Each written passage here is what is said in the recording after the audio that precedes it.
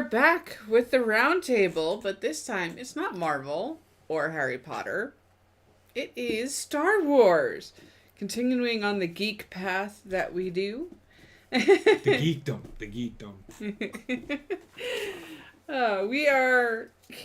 JP and I are being joined by Connor and Basement to go over our thoughts and just general review of episode 1 tonight. So my idea for this roundtable... So my idea for this roundtable is, I know a lot of people are like, I don't understand this. And there will be a lot of that, and I know Basement, he's like, I don't get why they do this. I get it. But my idea is to explain the lore. And if you have questions... I know Tim is really big into this, and I was going to invite him, and I just fucking forgot. I'm not trying to make you a lover of Star Wars. I'm trying to get you to understand why they're doing what they're doing. And get you to understand the general census behind the story. I don't want to understand. Too bad. Don't understand. I've been looking forward to doing this. This is like my childhood. Literally. These movies. Well, holy shit, he's here. Man. Well, not this movie, but the first 3 movies were my childhood. I lived it, loved it. I cried when I couldn't get a lightsaber. Like, Star Wars was huge. It's bigger back then than it is now. I mean, I get it's big, but it's not as big as it was. This put fucking Star Trek on the back burner because it was so widely full of imagination, I'm going to say, because George Lucas invented shit to make these movies possible. I will tell you this, and my history of this is George Lucas was only going to do one. His initial thought was, we're just going to give this a shot. We're gonna put this movie out. He had written stories. He was a story writer, and he's a really good storyteller. And he wanted to tell this story, but he thought, well, I'm just gonna, and he did it as a test to see what would happen. And when that movie came out, holy shit! It was like Jaws. When Jaws came out, same fucking thing. I feel like George Lucas is like an idiot savant, though. In some ways, he is. He can be, but he is a fucking genius. Well, that's what an idiot savant is. The order in which we're doing these movies is essentially from the beginning. Right. We're doing it the way it should have been. Of the Skywalker story. No, the way it was done originally is the way it should have been done. Well, we've all watched it that way, right? So this is kind of a new take. Well, I tried to go into this movie thinking just not looking at the background of everything Star Wars and trying to just look at it as a movie. Mm-hmm. And let me tell you, it's impossible because everything is so intertwined. It's much better looked at as a bigger picture. Well, that's a necessity. Yeah, that's what I was going to bring up was that like kind of with the Marvel stuff, like part of the bigger picture. All right, individually. So I do want to say, and I will say this a lot during this. I know that people are like, oh my God, they got Kathleen Kennedy in charge. I will honestly tell you, and they didn't want anything to do with the expanded universe, but I'm going to tell you right now, they're slowly incorporating expanded universe stuff, and you'll hear me talk about expanded universe a little bit because there's background to the character of Palpatine, the story we've heard, and I can insight into that. But and I don't want to go too far, but that's one of those things that there's a reason for everything. So anyway, go ahead. We don't want to go down that rabbit hole yet. We can. Make this. We'd be here all night. Not just all night. This podcast would end up going about 6 years long. At least. But there's something that's mentioned in this movie, and it's going to be for future movies in Phantom Menace, and I'll explain why when we get to that point. Yeah. Go ahead. All right, we're going to give a quick shout out to the chat. We got Alpha. Tim, you were in there. Now you're here. Yes, I am. And we got everywhere. Jurgen joining us tonight. How's everybody doing out there? We're going to do this in the same format as always. We're going to talk over points of the synopsis and then give our review of what we thought of those points. So let's get this started. So I just want to point out what Heather's going to read. I do have a question, and Tim might be better at answering this, but go ahead. All right. The opening crawl reveals that the Trade Federation... okay, we're going to go one sentence at a time. No, not just at the beginning. Go ahead. The Wait, are you reading crawl the entire reveals- scroll as it going? Huh? Yeah. The open scroll reveals the Trade Federation, led by its Viceroy, Viceroy. what? I'm going to do a lot of that, too. Newt Gunray, There you go. has blockaded the planet of Naboo in hope of resolving a galactic trade dispute. Okay, so I want to talk about the opening crawl real quick, because this is a characteristic of Star Wars movies. Yep. Is there a reason why they went with the crawl? Do you know, Tim? It's epic. I think I've heard, but I don't remember. Can't remember why they did it, but I know there's a reason why. Do you know? If not, we will research it and get back to you. I can't remember why. Okay. I think do. it'd be Okay, go ahead, technically Connor. that they Go could ahead. Scroll it over the galaxy space, right? So I did a quick search just to confirm this, and I thought I heard some of this, but I have the official statement. So it says here, Lucas has stated that the opening crawl was inspired by the opening crawls used at the beginning of each episode in the original Flash Gordon and Buck Rogers film There it is. series. That's where Which a ton is- of the which were the- Star Wars comes from. Yeah, which is where the inspiration for Lucas to write much of the Star Wars saga. So there's your. He stealed it. He did well. He stole from a lot of things. Because if you look at Star Wars, it's a spaghetti western. Yeah. Yeah, With a lot of it's, politics. Pretty much. So, Still waiting on the spaghetti. but okay, I just wanted to find. Okay, go on. All right.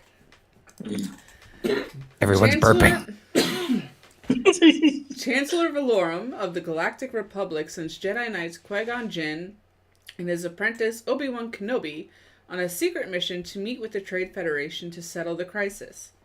Unknown to them, the Trade Federation is in league with the mysterious Sith Lord Darth Sidious, who orders them to invade Naboo with their immense droid army and also to kill the two Jedi. We're going to pause it right there because there's still a lot to go in this paragraph. So the opening scene. Oh, I'm sorry. It's fine. The I need opening. to keep my place. The opening scene is great. I like the opening scene. It doesn't tell you who's on that fucking jet. Because, I mean, you understand what's happening, but you don't get to see who those two Jedi are. They don't reveal too... what I like about this movie, these movies, is they don't reveal too much, except for, like, the other three. Their reveals are really... They do a really good job of pacing them. In this movie, anyway. And So- I'm talking about cameos and all that Yeah, shit. we get it. One thing I'll throw out there real fast, and this is going to be something that I'm sure I'll bring up several times throughout this, so I'll try not to abuse it too much, is that one thing that is cool. You're right. There are a lot of cool moments in this movie and the other ones too, and scenes and stuff. But I also feel like sometimes because of the order of release, there are some things where it's like, well, it's gonna go this way, or this character is gonna go into a certain direction. Yeah.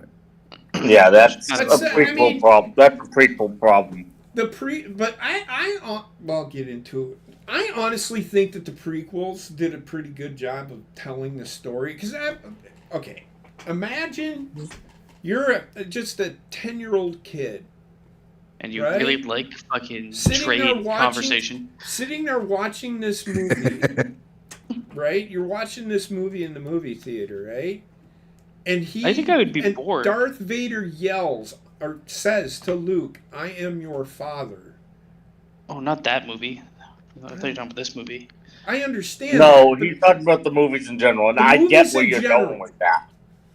I get exactly where you're going with that. That is like one of those big reveals that is like, holy shit. But think about it. You're a 10-year-old kid, and it's like, where is this going? And I've always had that question. As I grew up, I'm like, how did Darth Vader become Darth Vader? The Senate. You could read the books. Yep. And it'll tell you 55 different things. So those 55 different things, because there are books out there that, you know. They're fan-made. Yeah. Not The one canon. that I grew up with and paid attention to happens. So Wait, okay. how Sorry. where we're going with where we are going with these sets of movies. I understand in the prequel. It's a prequel, but they did a pretty good job. This is why George Lucas is a genius. No, I Because- agree with. I'm saying because is that that's the problem with the prequels in general, and it's not even just a Star Wars thing. It's just in general with prequels. But everybody was asking that question, and I would continue to ask that question: how did Darth Vader become who he was? And like I said, I heard 55 different stories, but which one are they going to tell Yeah, me? you needed to canonize one of them. So that's why he did what he did. He knew what he was doing. Yeah. Oh, clearly he knew what he was doing. But- yes. I understand the prequel thing, but I think they did. You already knew where it was going, but how did they get there? That was the question that needed to be answered. That's why the movie was underrated in my eyes. Mm-hmm. This movie is so weird because it's definitely made, it's definitely marketed for kids, Yeah. but it's not really made for kids. Except half of it is, and the other half is made for like 50-year-olds that love politics. It's funny. It's funny you say that. Well, before you got on here on the call, one thing, and Tim might even know this too, is this movie brought back a shit ton of nostalgia for me because this came out in '99. So this is still I'm still a teenager at this point. Yeah. So one thing that I remember very clearly about they really fucking shoved a shit ton of marketing and promotional stuff in this. Yeah. And They did, Tim, they do you remember the had to. KFC stuff?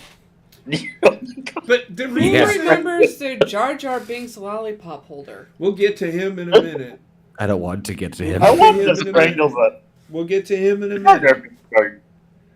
I just I was gonna say that the starting of this first scene, I was probably on the opposite end of the spectrum from you in saying I enjoyed the beginning. The beginning of this movie love the is beginning. very slow. well, it's Well, supposed to be. it's going to be because it's just the entering of them getting to a trade negotiation. You don't know I don't exactly think it what's has going to on. be. The trade negotiation portion of this whole movie actually gets confusing. No, it I think doesn't. it's written. It's the written whole. terribly. It's central to the story. Basement. It is central to the story. Yeah, but it doesn't So- make. Why would they block the trade routes if they're actively the fucking trade federation? Would Because that they're- just actively hurt them? We'll The- get so there. the We'll scro- get the there. s- See, this is so- where the lore. Okay, I understand. but Basically, the finish. fucking what's his tits? The Emperor Palpatine. His actual plan is asinine in this movie. we will. This is why I wanted to talk of the lore because they're trying to make this Darth Sidious character the most powerful fucking Sith Lord ever. Lol. You will never beat this guy. He is Mhm. the ultimate boss, right? So- Does anybody here actually like the trade negotiations part of this movie? Yes, it's central Yes. to the story. Yeah, With it- the but- big Asian aliens. If you don't have that, then why? What are you telling me? Where's the conflict? They are. What are you telling The- me? There's not much of a conflict in this movie. Hold on. So it took me a minute to I actually had to take. I had to kind of rewatch a couple of moments at the beginning of this and kind of piece together what the fuck happened because I'm like, wait, why did the Jedis go there? I was trying to remember from my own memory. So I'm the like, Jedi, okay. the Jedi work for the Senate. They Correct. are They're they the are peacekeepers. they are the peacekeepers. They're I wouldn't say police, but I would say marshals. No, they're more like NATO Texas- peacekeepers almost. Texas marshals. They're like Texas marshals. That So- works, yeah. the way I understood it, and I could be wrong here, But no, Was- no, was that the scroll when at the beginning when they're doing like the scroll like the scrolling text at the beginning basically mentioned that there was some sort of dispute between Naboo and the FTC, the Federal Trade yes, Trade because Commission. Emperor Palpatine Was working both sides. he no. manipulated them. I'm definitely answering your question. He manipulated them into conflicting.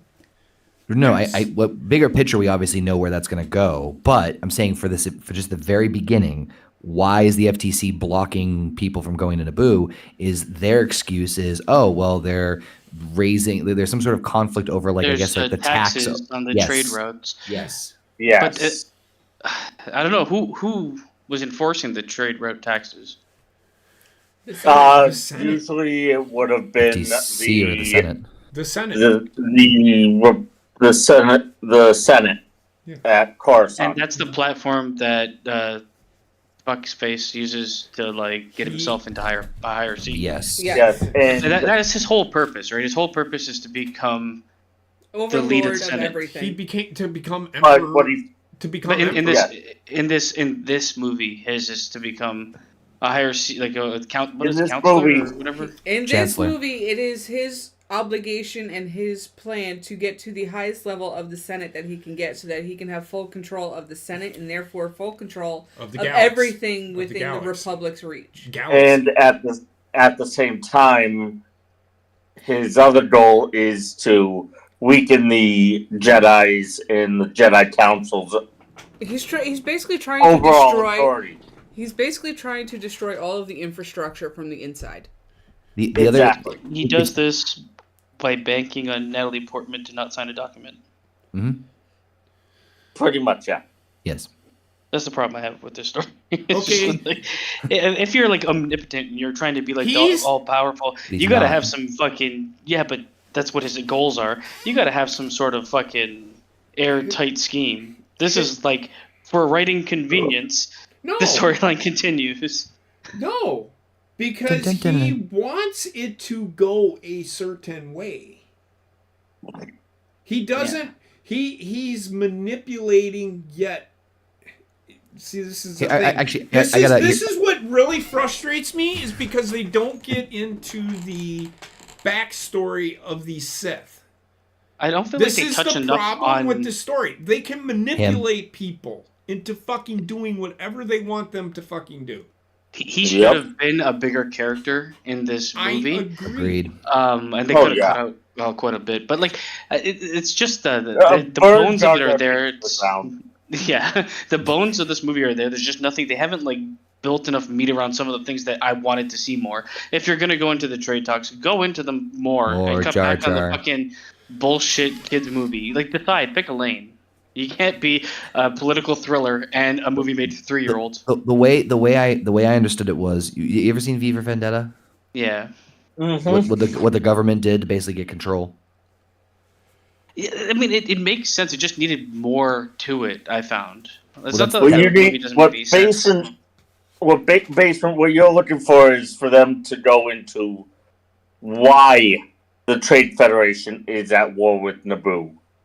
Well, especially if you, that would be helpful, but also like the more information on the lead villain in the movie, because like I find this movie is very hard to pick. Like, who's the lead protagonist? Who's the lead villain? That's Well- everyone like shared screen time, except for the people that I think the audience finds most intriguing. Darth Maul, you hardly see. Fucking Emperor Palpatine, I think he's got screen time for like 5 to 10 minutes, maybe. No, he's got more time than that. Ooh, you got more time. Not much, though. He Not made- much more than that. Okay, but he was. He's centric to the story. Right, but and then this is kind of, I think me and Basement are kind of on a similar page in terms of the idea of like when you're doing 3 prequel movies, especially this one that's like so far back in the process, and you still have to fill in gaps, and we'll get into it when we get to the second movie. I think this is what suffers the most. I will say this. I can understand that they could have But they no, I get what you're It's saying. tough. It's I an think uphill. I feel It's like an this uphill is the battle. movie you get when one side wants to make this type of movie, and then there's pressure from the studio to be like, but we have to sell things to kids. And We have to build more of an audience. George Lucas made this movie himself, so he Yeah, didn't have anybody Shows. pulling fucking strings on him at all. Yeah, I think I Yeah. saw the VHS somewhere around here too. Well, all right. Let me flip a positive Well, here. I mean, somebody might not be pulling strings, but that's his goal then. let To me make it both sell, like learn from the first Well, movies. yeah, I he's gotta make selling enough it to both. furry creatures so people can buy the merch. That's what he did. Yeah. All right. Well, let me switch gears and pull a positive out of this then. Liam Neeson as The great Qui-Gon. move. Qui-Gon. The character Phenomenal casting. The casting is spot on. Across this entire movie, really. He's probably my favorite Jedi of all of them. I wish we got a bit more with him, but he is the lead of this movie. He is. He is. Yes, Because he he's the is. big name guy. And Ewan McGregor was never not a big name guy. No, but they knew what they were doing with him. Oh, Ian yeah. Obi-Wan Kenobi. Ian McDermott. I mean, I knew of him, but I didn't know him. He was the Emperor in the first 3 movies that were made. Who else? Anthony But Daniels. it's weird 'cause, like, Samuel We get Jackson. we get Samuel L. Jackson. We get like half the cast is phenomenal. The other half the cast should not be in any movies ever again. Like I'm not gonna blame the kid. He's a kid, but it's pretty bad. We'll get to the scene. I don't Yeah. wanna- Child actors are hard to grade, though. In Yeah, general. I don't like to really shit on them too much because come on. Yeah, they're kids. They're learning. Yeah. Yeah. But we're not even done with this first paragraph, and we already spent 20 minutes arguing. That's Moving on. Following a failed attempt to force their way into Gunray's command center, Qui-Gon and Obi-Wan escape and flee to the surface of Naboo, where they meet local Gungan outcast Jar Jar Binks. As Jar Hold Jar on. brings them to an underwater Gungan settlement, the Trade Federation captures Naboo's leader, Queen Amidala. Through a Jedi mind trick, Qui-Gon secures a submarine which he, Obi-Wan, and Jar Jar use to reach the capital of Naboo and rescue Queen Amidala and her escort. The group departs for Coruscant, the Galactic Republic's capital planet, to seek help from the Senate. This is also where we see R2-D2 in action for the first time. As an actual astro droid. But, Jar Jar Binks. He's Hold on. He's There's- central. He's central to the fucking story. You can He's Hold on. central to the story. He introduces the army basically that Yeah. they're gonna wind up needing. We'll get into that. It's in the just next his movie. voice He's is central to breaking. this story. His character is Yeah. horrible. Hold on. I'm not Before we gonna get too much into disagree with you, but he is. You're gonna have to put up with him because he is central to the story. real Yeah. fast before we go off this Jar Jar tangent, can I just say one quick thing about the scene, like with the Jedis on the trade ship earlier when they were fighting the droids? Did anybody else remember when they just fucking sped run down the hall out of Yeah, it's fucking Force nowhere Speed. with super? What the It's fuck? Force speed. They It's can an run that actual Jedi ability that they have Yes. never There are- used again. There are hundreds of actual Jedi abilities. I know, but Yes, it's just then I'm comic not war. Like, gonna let's go get out of down here. that fucking avenue. Just know that that is an actual ability of the Jedi. Yeah, that. And there's a part of the problem is There's no limit to what the abilities are, and then nobody uses them. there's 90% no of the one's time. ever, unless you know the lore, you don't realize that that's a Jedi ability. I just thought it was hilarious. Just having aware. We gotta Yeah, go. it is, but it is an actual Oh, ability. no, fuck! What? Before we go on, I just have one question for everybody. Oh my god, what? Did anybody else think Space Invaders with the fucking Viceroy? Yes. I was just thinking Asians the entire time. I'm like, Okay, my come on. god, this movie is racist. There's those greedy traitors. Hello. Hello. Christ, man. George Lucas hates Asians. I was thinking Space Invaders, especially with how their lips moved. Jar Jar Binks. Jar Jar Binks is central to the story. You'll find out why. You know why. I feel like he could have been replaced or just better in every way. I mean, what do you want him to do? They're trying to introduce Not a new die. character. Yeah, not exist. When I first watched this movie, I was like, he wasn't so annoying. Watching it this time, every time I saw him, I hoped his death was slow and painful. Well, I honestly thought he was gonna die in this movie, but I was hoping, even though I already knew. So annoying. And it was just so much screen time dedicated to fucking sight gags. That's all he was. And they were all none of them were funny. Not one funny sight gag with this guy. Oh, he freezes his mouth. He steps in shit. I don't think he was got hit by a fucking tractor trailer. Well, yeah. Oh no, run over by a giant wheel. He was just he has a lot of screen time, and 99% of it can go away. They wanted him to be comic relief, but they pushed it too far with him, I felt.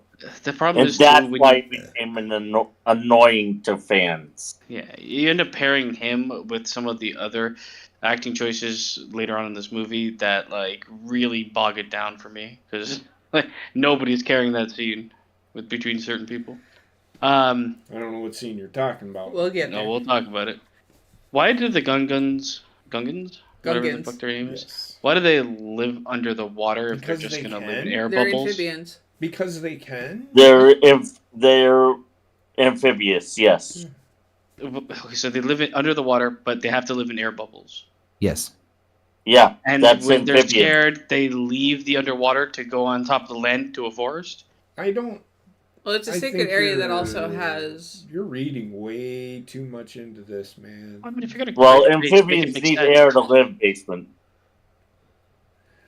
I think honestly, you're reading. Why is there sacred place on the land? If it doesn't make sense.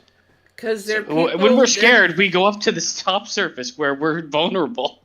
Yeah, you got it. They're not vulnerable. I don't get what are you talking about? He's trying to apply logic. Yeah, He's trying to what? Apply logic. Apply logic. Well, to I stuff. don't care where they live. Yeah, but they're amphibians. They can live on land or they can live in water. So it works having them be underwater when their society is threatened by an outside force. They go underwater to avoid them. Above water, apparently. It's according but to that's this where they normally live when they're not being threatened. No. This is you have it the opposite way around. No, they live in these shielded bubble live things. in the water, and then when they're threatened, they go live in a forest above ground. Okay. Because they found frogs do the same thing. So they didn't show that scene. They found where they were, so they left. Where else can they go? The center core. Oh, it's that they don't explain that they found them. They just say the place is empty. Because Jar Jar Binks came out of the water and he said they must have found him. They didn't explain it, but it's implied that said that's what they empty. did. Whatever, man. It's implied Fine, that the invading army found where the Gungans Yeah, it were. was implied. It wasn't. I'm not saying what it said. It was implied. Accept it. Robots underwater, why not? But the robots. I accept it. I accept it. Okay, I don't care. It makes sense. Okay. Moving on. All right. Misa think it's stupid. Wait, you're gonna fast forward through the whole fucking core ride that they went through? Just give me a second. I'm just trying to answer your question and putting my logic on what they are thinking. I'm not saying that I know. I'm just saying. I'm not saying you're wrong. I'm just implying, well, maybe that's why they had this person live there. I don't know. That's all I'm saying. Anyway, go ahead. What'd you think of the Gungan's boss master? And he was as dumb as Jar Jar Binks was. Racist as fuck. Yeah, he was racist as fuck too. I mean, just wait. No, but I thought like you have to go through the core of the planet, and it's like the way he says it is so fucking sinister. I'm not Through even the kidding. Well, yeah, core. because did you not see the giant sea creature? Yeah, he didn't give a fuck about him. Because he didn't. You got to remember that. Well, they explain it when they beg for them. We'll get there. We'll get there. Anyway. During the escape, the ship is attacked by the Federation blockade, forcing R2-D2, one of the ship's droids, to fix the shields. The attack damages the ship's hyperdrive, forcing the party to land on the desert planet of Tatooine for repairs. While searching for needed parts, Qui-Gon and handmaiden named Padme befriend the young Anakin Skywalker, a 9-year-old human slave gifted in piloting and mechanics. Qui-Gon senses a strong presence of the Force in Anakin and feels that he may be the chosen one, an individual the Jedi believe will fulfill a prophecy of bringing balance to the Force. Oh, he brought balance, all right. At Anakin's insistence, Qui-Gon enters Anakin in the Bunta Eve pod race in a bid with Anakin's master Watto to gain the needed parts and Anakin's freedom. Anakin eludes several obstacles, including rival racer Sebulba to win the race, gaining his freedom and bankrupting Watto. After hesitation, Anakin leaves his mother and his droid C-3PO behind on Tatooine to go to the Jedi. As the group prepares to depart, they are attacked by the Sith apprentice Darth Maul, who battles Qui-Gon until the heroes escape. We'll pause there. There's a whole lot to unpack with that. Yeah, I was about to say, that was a lot. Yeah. Okay, so Gungans were funny. The core thing was, I think that part was too There's always long, a to be bigger honest with fish. you. What was that? There's always a bigger fish. There's true. There is always a bigger fish. So then the escape out of Naboo, and I say that with air quotes. Like, do you remember? Like, oh, let's go get the queen. They take out like 7 droids, and then there's just 6 droids around a pile of pilots. Like, what the fuck? Mm-hmm. And like, all right, let's get out of here. And do you remember how like the droids like, who are you? Oh, we're ambassadors. It's like, well, you can't do that. No, sorry, you're under arrest. It's like, what the fuck? They've made it very clear from the beginning that the droids are fucking retarded. They are. They They are. They are mall security cops. Yes. With guns. What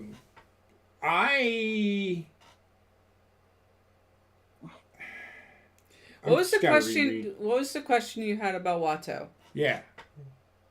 Oh, okay. So the deal that Qui-Gon made with Watto. Uh-huh. Mm-hmm. Yep. Can you break it down? Mm-hmm. No one knows exactly what it was. I literally they said rewatched it exactly 5 what times to it try and. changed Did you as well, even partway listen to through. anything in this movie? God damn. Yeah, but they it's the only deal is it's confusing what he No, it's says not. to him. No, it's not. Because it sounds like he's like, and you take the ship, and I get the nothing or something. Basement. It was very clear. If Yeah, what was Anakin it? won the race, Watto would keep all of the winnings from that race, Mm-hmm. minus the price of the parts that their ship was going to need. Because that would have to go into his business. If Anakin lost, then Watto would get The ship. Qui-Gon's ship. Okay, that's the part I was confused. I'm like, why did he say minus the parts that I don't understand? Okay, that clears the whole thing up. And then they spiced it up. Right before the race, He wanted Qui-Gon Anakin set then free. just decides to try and get Anakin's freedom as well. And initially, he's going to try and get Shimi, Anakin's mother, but Watto won't go for it. So they roll dice to determine whether it'll be Anakin or Shimi. Qui-Gon uses the Force to influence the dice because he can't influence Watto because Watto's Is immune to Jedi mind race tricks. is resistant to Jedi mind tricks. Because he is a gambler. The only thing that works on him is money. They explained it. Yes, they did explain it, yes. And that gets them in. So the winner, if Anakin lost, Watto would also get the The ship. pod racer as well. No, No. Qui-Gon's Queen Amidala's ship. No. No, So, hold on. I'm talking the original. Stop. You're all fucking. No, wrong. because when he told Obi-Wan about it, Obi-Wan sat He's there and talking said about we the would be pod- stuck here for a very long time. So the Yeah. bet was that if he would keep the pod racer, Yes. he gave him the pod racer at the end. He said, I don't have a need for that damn thing. You can have it along with the payment. I guess is what they did. Yeah. They sold the pod racer at the end. Anakin Because did. Anakin has Anakin money did. from it. Yes. Yes. Because they won the race. Because they won the race. The bet was the pod racer for Anakin. I want to rewind because we're getting ahead of ourselves. Not really, because Yeah, you are. Because there's no, they don't even, this right here doesn't even tell what the story is all about. well, it's just a summary of it, because this Well, is already talking about Darth Maul attacking You're them. overlooking the one question that was asked from Qui-Gon to Shmi. Who was Anakin's father? Oh, yeah. Well, they don't even mention that in that paragraph, so. Well, that's why I said, because that happened this whole time when they're in there. They're on their way to fucking go to Coruscant now. Well, you know whose fault it was? Who's? That's fucking Obi-Wan Kenobi. So, no, do you know it? I'm telling you right now, and this was a bad thing they did in this movie, is they introduced midichlorians. Mm-hmm. And I Well, didn't agree they have to with be in that. it anyway? They did want to explain how, and this is the only way that this was. Hey, we're just gonna write this in here because it's Star Plot Wars. point. Hold on, but before you get too deep in that, I did want to. I have a couple of just small notes about things leading up to getting into Naboo. I know we mentioned R2D2 earlier. Mm-hmm. Man, fucking luckiest droid on the face of the Yes. planet. He is. In terms of getting shot Yep. at 3 or 4 times, it's like, oh, he's just the last one that happens. I did love. I think it was a little bit creative in terms of like, oh, we know. We don't have enough power to get us to Coruscant, so we have to go to Naboo in order to, you know, Tatooine, refuel not and- Naboo. Yeah, There or has not to Naboo. be- Yeah, there Tatooine. has Excuse to me, be a Tatooine. reason why they're making this movie. And Yeah, now so you're I about to find out thought that was why. kind of clever in terms of that one. Is it just me, or is Anakin's mom the worst? Why? Why would she let her son Because she wanted him to be free. Hold on. do the? No, okay, so I get her letting him do the pod race for Qui-Gon, but it was implied that he's been doing this for a long time. Because stop. Watto made him. She said, "Watto, I don't like it when Watto makes you race in those." Oh, okay. Yeah. I was like, Yeah. worst mother in the As world. That's so weird, because as Watto's slaves, Watto could order him to do anything he wanted. He's a slave. As So- they are slaves, it's like they never really show them doing anything that's related to their slavery. Well, for Anakin, it was working in that shop. For his mother, I don't know. Maybe as But she I can was imagine. needed, She I was. don't I know. think she cheeks was clapped. one of the moisture farmer helpers. Yes. Remember Is that how what they there call was it now? no father for Anakin? Yeah, they my never God, went yeah. into that Everybody. So detail. that's where the midichlorians were introduced. That's the theory. It's one of the theories that George Lucas has not answered, which should be answered, I think, personally. That's me as a Star Wars fan. I think the I'd love midi-chlorians to thing answer that. is lazy writing. In terms of I get explaining it, but Anakin's him birth, not having a father, dumb. I don't think it was. I'd rather her not know. The Force created him. So the expanded universe, that's how they explained it. I mean, A-Force created. I'm being serious. Repeatedly I'm being implied. serious. In the book that I grew up reading, he was an immaculate birth. Anakin was. I don't like it. You know who it was? That's fucking Obi-Wan It's the Kenobi. only explanation I can give you.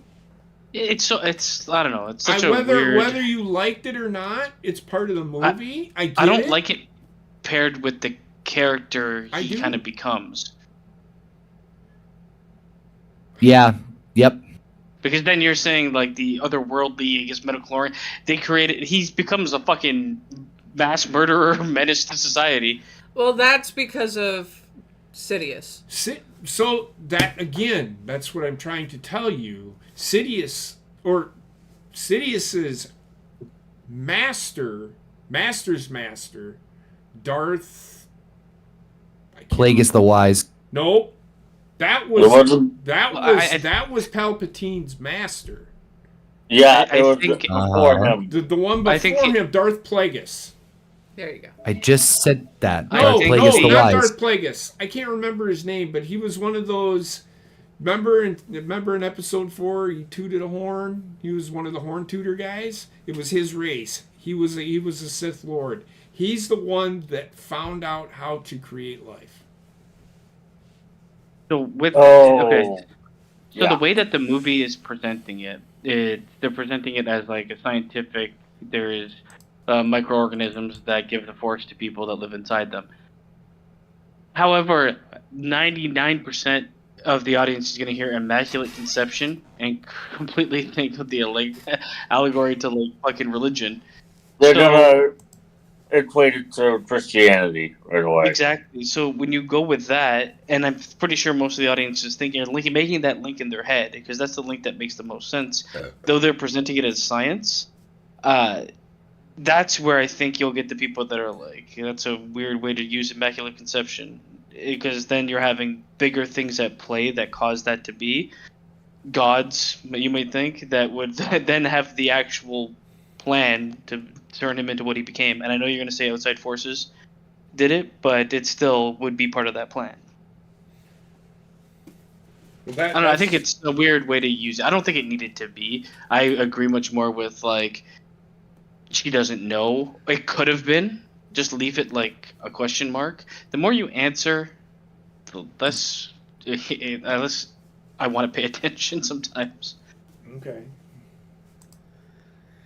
Okay. Anyways, there's a scene within that house that is some of the worst acting I've ever seen in my life. Well, the one scene, I mean, the one scene where Qui-Gon Jinn grabbed Jar Jar's tongue. Yeah, that whole scene, and not even just for Jar Jar. Like, oh my god, Natalie Portman is terrible in this movie. Well, she's also still really young with this movie as well. But I have a feeling it's more the script that's bad as well. I know It's what you not saying mean. like the story. I'm saying the written, like when people talk to each other, it doesn't sound like a human being. That I agree with. They sound almost robotic with it. I'm at gonna say times. I this think right they were very now. strict with the script. I'm gonna say right now it's because of the voice dubbing. You may not have noticed it, but most I of this noticed movie, it the voice everywhere. is recorded over. I'm like, why is nobody's fucking? And I Mouth looked it up moving? after. I'm like, why is nobody's fucking voice matching their mouth? believe it or not, I don't pay attention to that shit. Oh, it threw me off so much because, like, sometimes it was fine, but sometimes it was so glaringly obvious. I'm like, Fucking holy Obi-Wan fuck Kenobi. Christ! Interesting. I never noticed that in person. I get Well, it. how I else don't- do you think they got such perfect clarity with their voices in outdoor areas? Mm. Well, It's not goddamn. synced. It's not synced perfect enough for it not to be noticeable. And I have a feeling that's with the remastering more than anything else. I Probably. think you're right. Yeah. Probably, I never paid attention to it. Sorry. It was throwing me off because at first, and I think Heather, you probably did the same thing. I was looking at those fucking the Asian alien's mouth, and then Yeah. I started looking at other people's mouths. I'm like, fuck, So- nobody sounds right. I do before we move on again. What did y'all like about the pod race story? I like the pod racing. Oh, entirely. man. It's one of the best things about this movie. So Best many, thing- I so think many, it's best so many moments of smiles on my face. It was like watching fucking what the fuck was the name of the Hanna-Barbera is it Wacky Races? Yes. Yes, I think so. That's what it reminded me of. There was so many, like, you think of like Wile E. Coyote fucking moments. There was like 17 of them in this entire fucking yeah. race. Not even ones that had to do with like Anakin or even Sebulba directly. It was just like pure. My favorite was, I think it's the first lap, or maybe I might have the second one. They're going through the cave, and there's this creature that looks like the fucking, the fucking like the remix frog, like the blue frog, the yeah, fucking just blows up. He's like, and then I could not fucking. I almost That peed my pants motherfucker watching just that. full on ran right into that fucking thing. That was so It's a, great. it's Like, a it quick was- like 2 seconds, like, and then just kaboom. I'm like, what the fuck? It's just like they're that whole scene was pretty good. And again, it starts building Anakin as this fucking Mechanical genius. Not yeah. only mechanical genius, but a guy that knows how to fucking fly a kite, if you know what I mean. There's Kites in Star Wars. I'm trying A to pilot get out the savant. words. yeah. Well, he's just He good could- at everything. He could drive anything. He's Mary Sue. What? He's a Mary Sue. He's a Mary Sue, yeah. He's the Mary Sue. All right. This movie has two like I guess arcs or small scenes that I remember from long ago. The pod racing is definitely one of them. It's Oh, so yeah. weird because they get to this point and they tell this small story with Anakin and the slavery and fucking racing, and I'm like, man, I'm interested. And then and then they go back to the main story, and I'm like, oh god. I had a note about that where like the pod racing was fucking cool as hell. Like even like if you like make fun of like even like the graphics or the CGI and shit. Yeah. The pod racing itself, like, do you guys remember the video game? Mm-hmm. Yeah. And Oh, yeah. yeah. Reminded me of that too. Fucking But man, that so- video game was great. So good. Like it was a simple concept, simple process, and it flushed out more of the world of like Star Wars, like the lore and like in like other parts and sectors that It's we just didn't know the about. way that they did it too, because they introduced all the different racers, different looks. They gave them a small amount of screen time, but enough to get like personality of some form coming Yeah. through for some of them. That is one thing that Star Wars has always been huge with, and that is character or creature creation. So And this is why I feel this movie struggles for me, because the two main leads are Jedi Knights that are very flat. Like, Well, they're Jedis. They're supposed to be. yeah, I know, but that's Yeah. that's the problem. Yeah. You almost need that Han Solo. You need that ooh, yeah. human need the character in wisecracker, here. And I think that's what Jar Jar Binks was supposed to be, but good lord. So, the pod race and stuff was very cool. And to Basement's points, it's like, then Anakin wins. They're like, holy crap! About it's like, oh shit! There's a whole other half of the movie. Yeah. Like, it feels like one of those like natural like Disney like feel good like throw Anakin up in the air, confetti, like it's like freeze frame and fade black, and then it's like, oh shit! There's still another whole fucking half of the movie to go. For me, this movie flew. Oh, it took forever for me. It did. I watched it today. I got up this morning and I started watching it before we went and did Birthday parties. birthday parties. And when I woke up from my nap, it was already done. I think I got through an hour and 47 minutes of it and didn't realize that I only had a half hour to go. Yeah. I didn't realize that I had been watching it for 2 hours before I'm like, oh shit, we got to go. I felt every minute I of this didn't. movie. This movie flew by for me. Well, it's not that like I was complaining. Right. It's just that I was so really into The pod race. Tatooine and the pod racing. It sucked me in so much that I was like, oh, and then it's like when it's done, it's like we gotta get back. I was like, I think fuck, there's still more to do. I think the pod race, you're at like an hour and 15. No, an hour and. The end of the pod race is right near the halfway point, like right near it. It's so weird because this is how I felt. As soon as the pod racing scene, that all ended, right? And they free Anakin and they're going back to the ship. And the movie feels so abruptly cut. And I think it's just because they transitioned so fast back into Darth Maul is now running over Anakin. Oh, Like, oh yeah. like it's such a abrupt. I don't know. Well, I got what they like, did, I got like whiplash I from think it. I think this for them was a missed opportunity.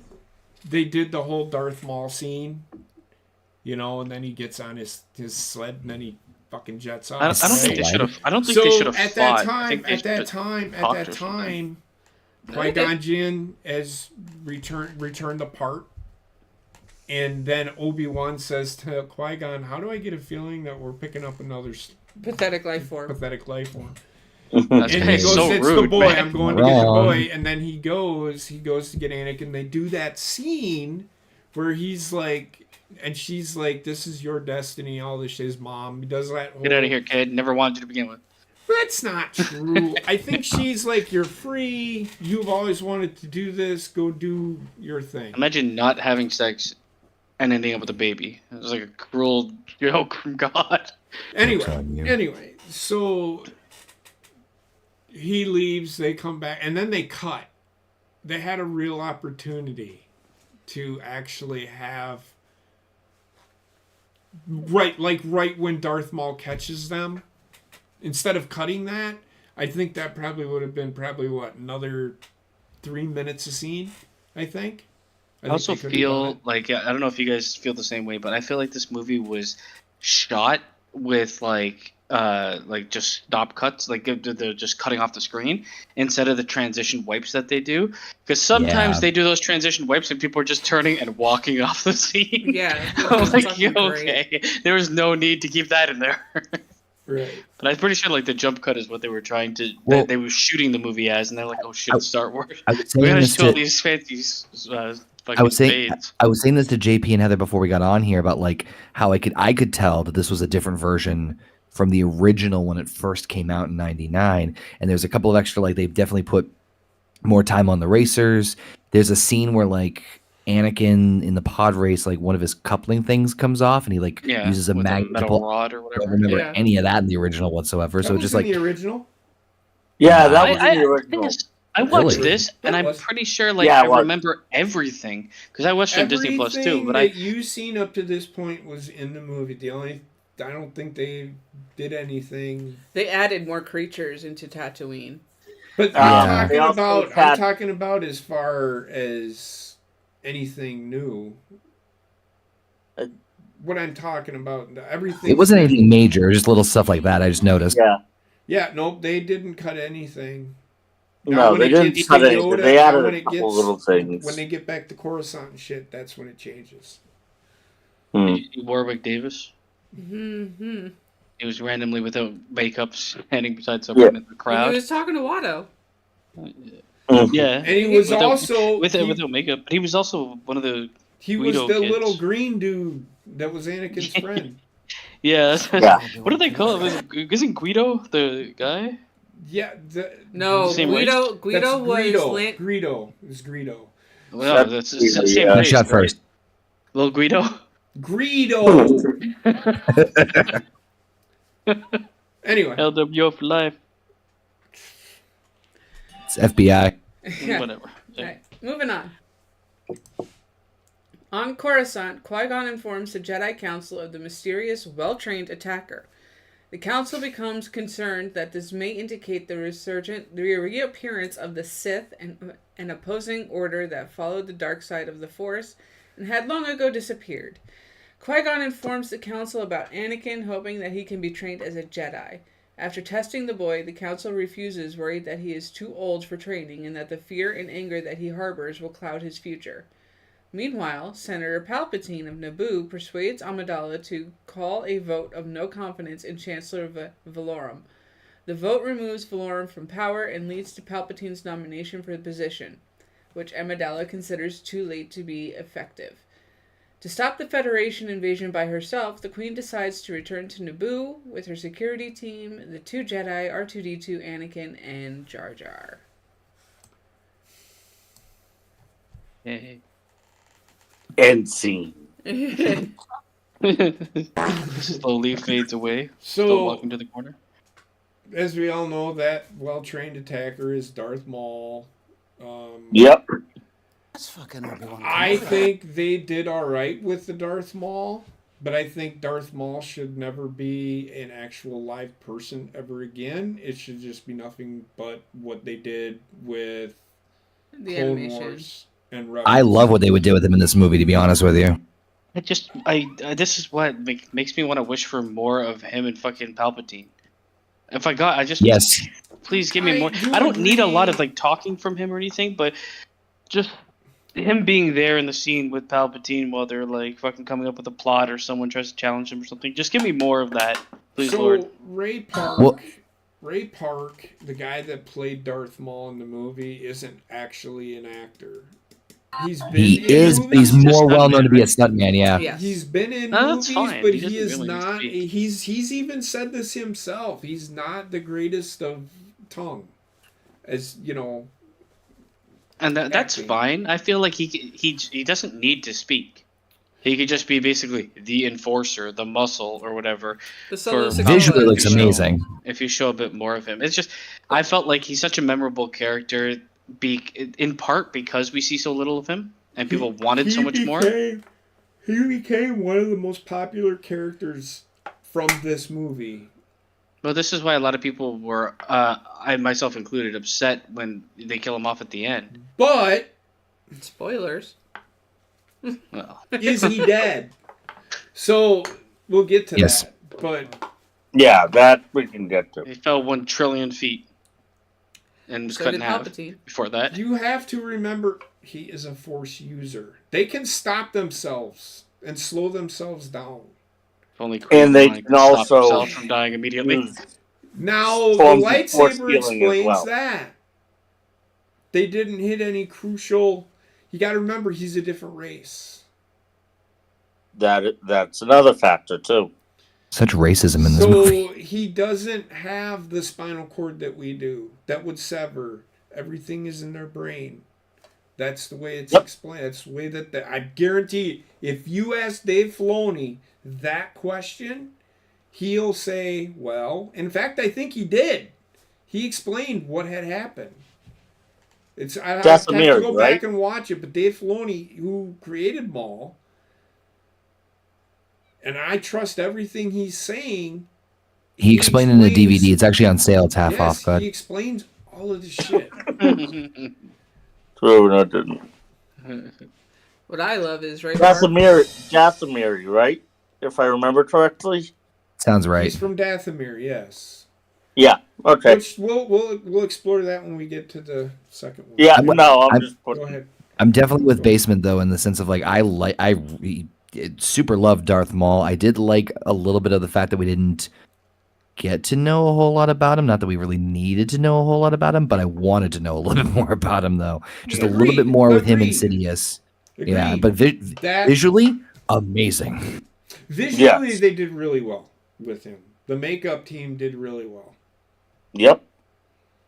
what I love is he forgot to take out his earring, so they had to also animate his earring into fucking Clone Wars and Rebels. Oh, that's hilarious. It's like when you see him in Rebels, he's got an earring right here. Yeah, well, he does, but Like that's that the ring. live. What are they? That's not live action character. That's the cartoon character, whatever the fuck you want to call him. Whatever they So call him. Animated character, yeah. So then they go to Coruscant, right? And then Mhm. I'm just trying to recap what we recapped. So the whole Senate debate. I have The to. pods that they fly around in. I like that, which we'll talk about more when we get to episode 3. When they're using Yep. weapons. I have to admit that I think it was around this part of the movie where my concerns about like, oh, where it's all going. This is where you start to see really more of Palpatine's like web you can web see being. he's manipulating.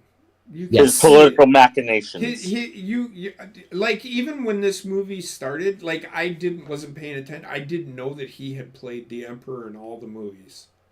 He Mhm. did the voice and everything. So he's. I always didn't been- realize it either when he's I been first the watched voice of it. the But Emperor, right? He's been the Emperor time since I the was. beginning. Even though there's a guy what that the- does his voice that sounds just fucking like him. By the guy way, that does real it- quick side note. We all saw this when it came out, right? Like when it originally Yes. I came out. did, Yeah. yes. Cool. I Did see anybody get like, wow, I wonder who Sidious 6. Yeah, well, see, and that's the whole thing. That is where I think Star Wars has missed a boat. They don't tell. You can read the books. What's canon, No, but though? They haven't said what's canon, if I remember right. And in fact, I would so much to argue to say that the book that was written, that should be made into a movie. No, but I'm just saying is that you could pretty quickly tell, The chin. right, in the voice. But I wasn't when I first seen it. I wasn't paying attention to who it was because the really good thing that Star Wars did with him in episode 5 and 6 is he was so cloaked you couldn't see his face. You could see a little outline of his face, but you didn't know who it was. Yep. Do it. So then when they did episode 1, I did have that moment of, is that the fucking Emperor? Could that be him? But that's the story. But they do a really good. And then No, you know who it is. Yeah, you do. But I didn't know that was him to start. But anyway, go ahead. Uh-huh. Is that Emperor Penguin? Oh my god, you guys are assholes. Anything else? Anybody? Yes, we are. I I didn't think remember the where we were. Jedi Council with Anakin. The Council's are assholes. Well, yeah. Okay. Part of the problem is the movie doesn't explain the Jedi Council and how they accept students to be trained. They gotta be accepted as babies. for them. It sounded Basically, like fucking anyone over Hollywood. the age of 6, they refuse to accept into training What to about be a Jedi. like Yoda's That's fucking not species that lives explained, forever? though. Anakin's 9 now because they feel that if you're past the age of 6, you start to form emotional attachments, and Is that you the same for are every race? basically, yeah. I don't know how they determine the other races. I'm just telling you what I know. But once you've gotten past a certain age, you start to form emotional attachments, and they don't want you to be emotionally attached to anything because emotions Lead to the dark side. lead to the dark side. Fear, anger, sadness can lead to the dark side. That's why they didn't want to train Anakin. Every they Jedi come- should be a robot. But that's basically what the Jedi want them to be. Roger. Want Jedi to be are robots. It gave me Hollywood fucking vibes. Too old. Go see Master Michael Weinstein. Jackson vibe. Go see Master Epstein. Go to his planet. But It's fucking Obi-Wan that goes back to Kenobi. the problem JP has mentioned already, where they don't explain why they don't want to train him very well. It's also, it doesn't make any sense actually, because it's like we're not going to train him or do anything with him. So though he has these untapped powers that he can potentially tap into, we're just gonna fucking throw him to the side. Well, Yoda explains his reasoning. No, wouldn't But you it's not still, even if you're not going to until train him, 6. wouldn't you still want to keep him under watch? He's Well, like an that's untapped what- nuclear weapon. Well, that's why that he said keep him by your side. They did explain that. I think they explained it in the book. I'm not sure. But his initial decision was no until they pleaded for. Well, Or it was afterward. until Obi-Wan sat there and said, "I'm going to train him, whether you want me to or So not." we'll Yeah. get to that point. But I think Yeah, we'll get to that one I then. think it's implied. Again, it's implied. So you can they're letting you take whatever you want away from it.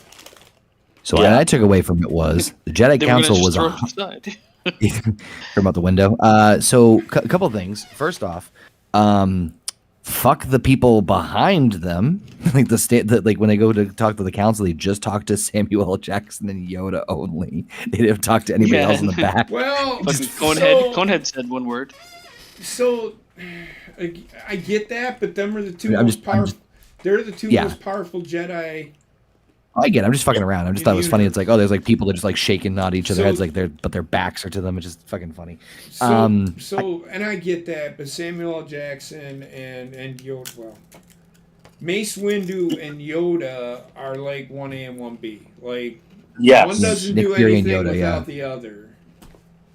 Yoda is Nick Fury. considered the strongest user of the Force on the Jedi Council, while Windu is considered the most efficient with the lightsaber, if I remember correctly. But I understand. I'm just saying. But the one standing behind them, like. Yeah, who gives a shit? Yoda, Like the long neck Yoda guy. trained all these fucking people. Well, yeah. No, I'm just saying is that I just found it funny where it's like they're talking to Yoda and Mace Windu, and I understand from a narrative standpoint because we're going to be those are the ones we're going to have the most like connection with and most involvement with going down. And the most screen time in general. Right, but they're also turning their back to like, we're pleading our case, and it's like we're like three guys like right behind you. Can you just like turn and talk to us because we're kind of part of the count? You're not important. Oh, okay, sorry. It's been decreed. He will not be trained. I think them two speak for the council just because of who they are, but yeah, again, they have their little side conversations. What I took away from it was the Jedi Council was actually correct in terms of everything they were saying, but at the same time, they're all dicks. Yeah. They're all for recruiting kids and stealing. It's made more prevalent in 2 and 3 too. Yeah, right.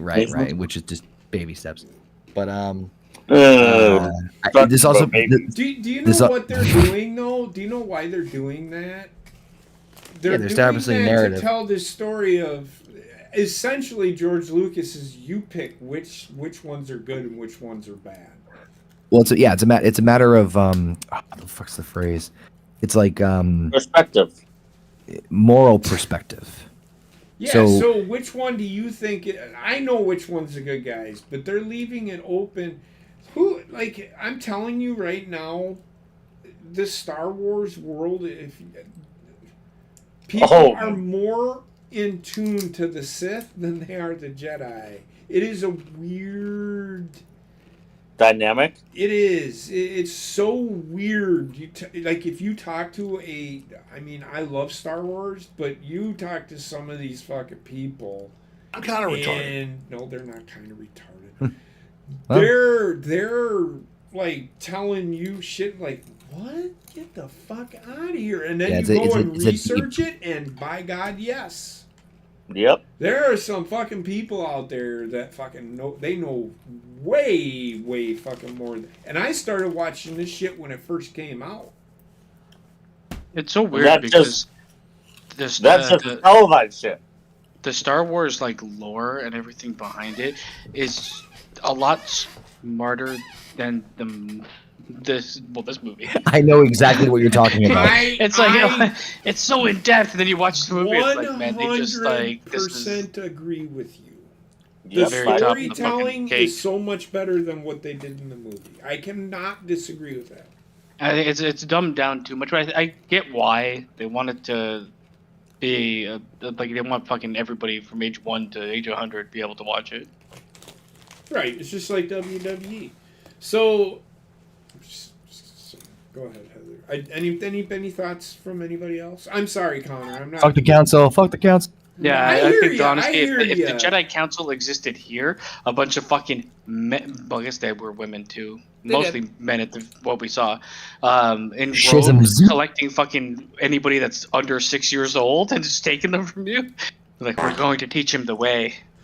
Well, they take them common practice. So, see, this is, it's part of the lore. Again, you don't have to watch it. But they take them as, younglings. This is why Clone Wars was so important. The series. No, I understand what they're doing. It's just my point was, if they existed on this planet, everybody would fucking hate them. Well, they don't. He's saying if Jedi were real.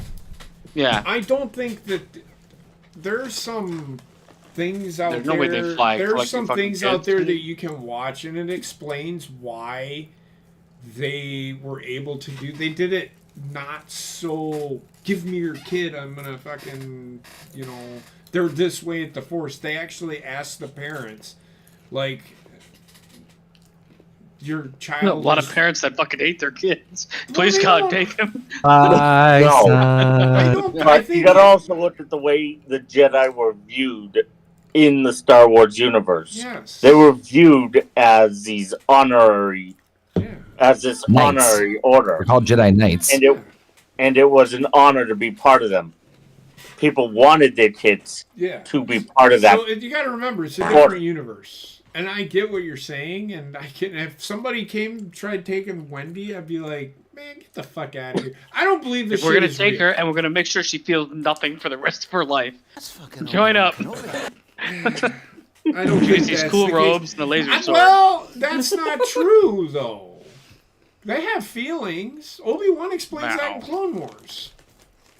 They have to keep them secret then, because Yoda doesn't like them. And that's what they do. Well, they have to It's suppress Tona's them. tell at the Jedi Council. And do you guys think that Qui-Gon was banging Shmi? he may What? have been. A lot of their scenes together, he's like fucking touching her up and shit. Maybe she We're was a watching. hooker, and that's why he asked her the fucking question. Who is the father? Qui-Gon was actually the father, and years later he goes back to the planet. He's like, yeah, the midichlorians are off the fucking chart. Please, we have to take my son. But so I mean, I get what you're saying, but the story's better. I get what you're saying. The movies don't really explain it.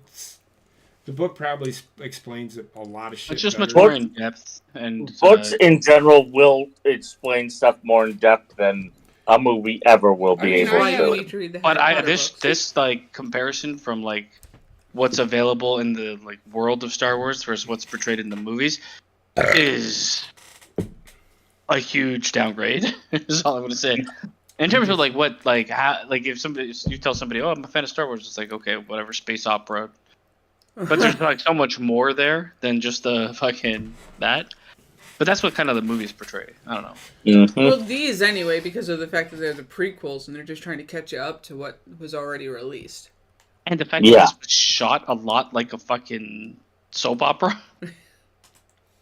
Again, spaghetti western, and it is well.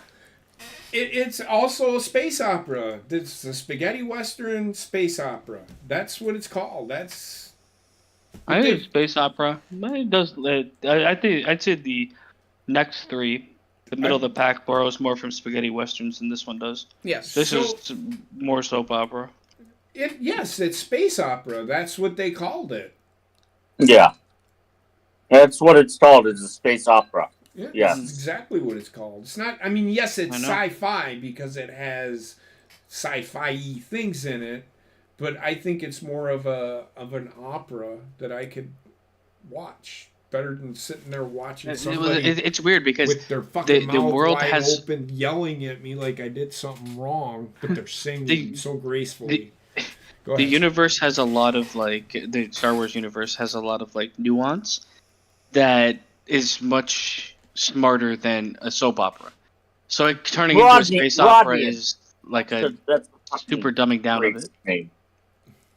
I like that's why they did the music. The music is so iconic in this fucking movie. John The Williams. soundtrack in this movie is one of my biggest positives. Soundtrack is really good. Soundtrack with John And the sound Williams editing is always really good. I have yet to hear a soundtrack of John Williams that isn't good.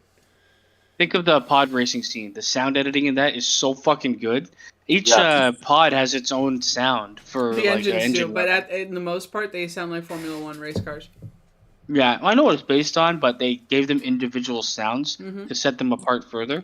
It seems like whoever was in the writing room for the pod racing scene left the room for the rest of the scenes. And they George were writing. Lucas? That person was fucking good. George Lucas? Sorry. I don't think Keep going, George guys. I'll Lucas be is that right good. back in a Well, few. he Give me had- just one Very second. good writer. Yep. Dave Filoni. They all had a piece in it. Just saying. He feels like a lot more concise, and a lot more attention to detail. I In that- hear you. Small arc of the movie. I But I hear you. digress. There was some. Those were like the pod racing scene was my favorite part of the whole fucking movie. And it's not just because it's a race or anything. It's just like the best, probably the most well-made part of the movie, as a I agree movie with can that. be made. I agree with that. It is centric to it gives you the centricity to what the story is and the gravity of what's going on. I liked it. Anyway, I'm sorry.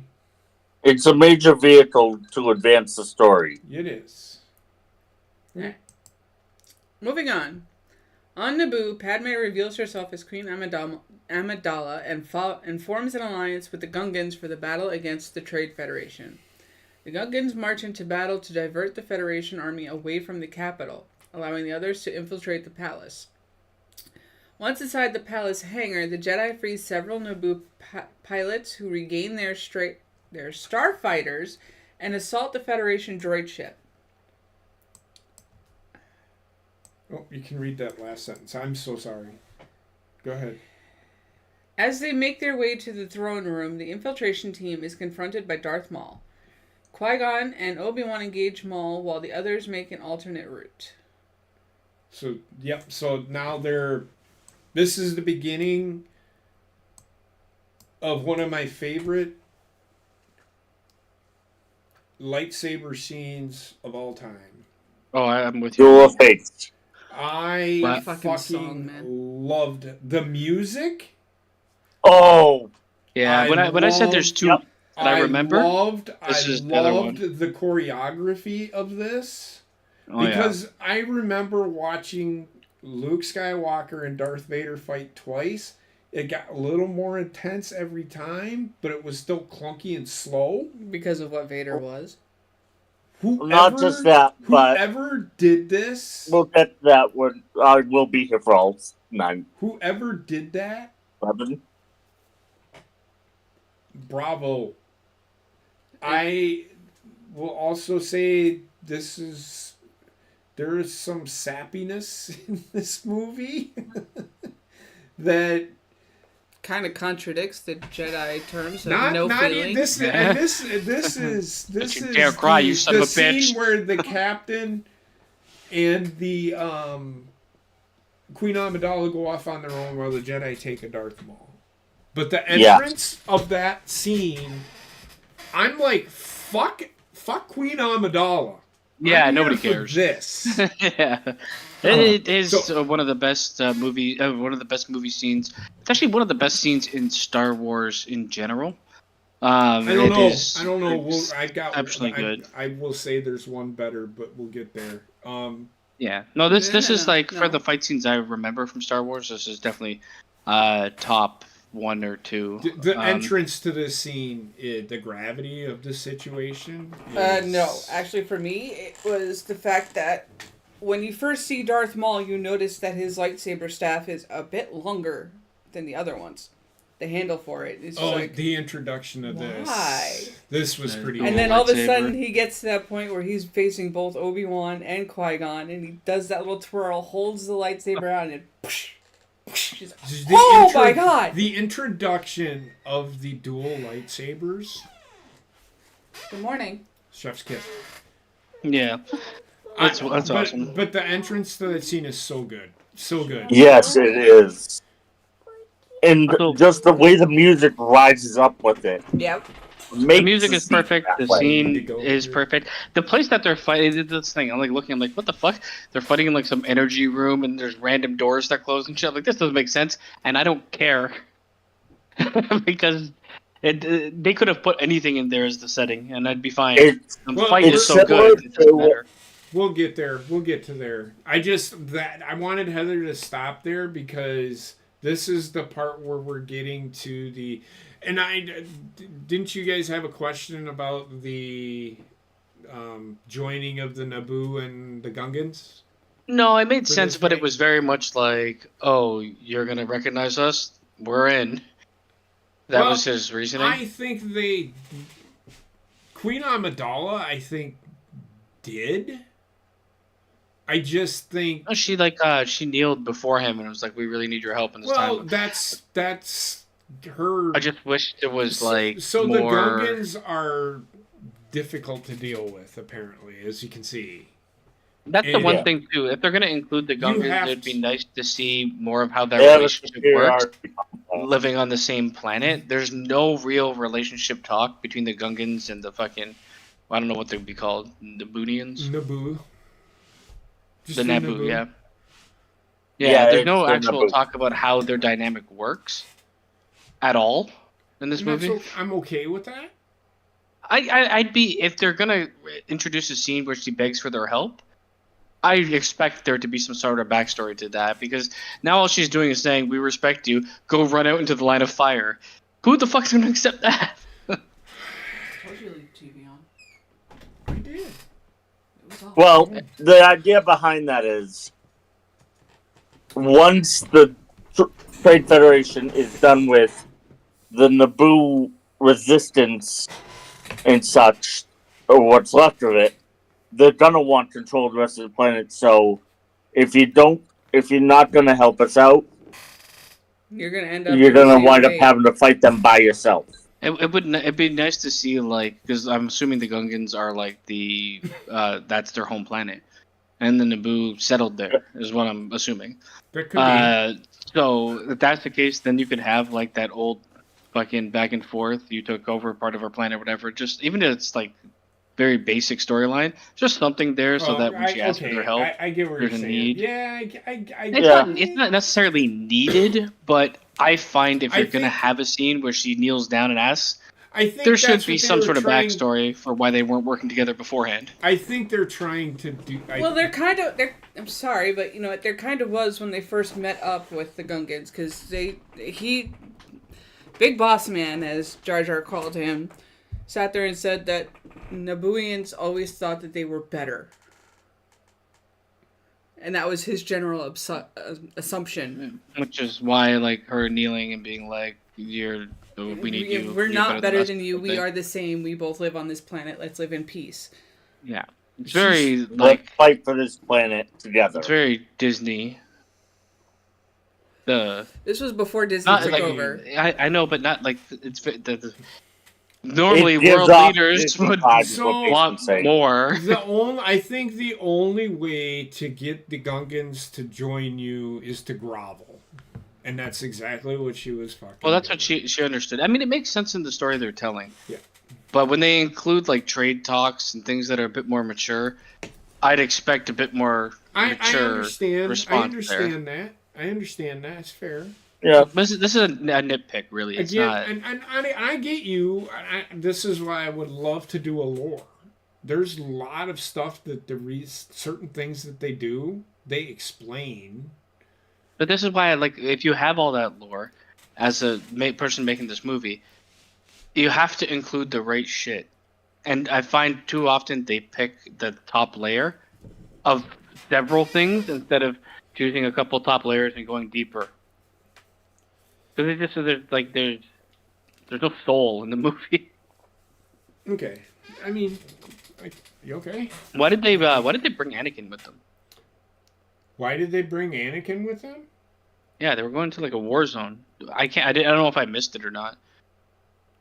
So Well, part of it was Jedi Council had told Qui-Gon to keep Anakin close, to keep an eye on him, yes. and Does That's that the justify idea taking a is- 6-year-old into the fucking war zone? Well, one, he's 9.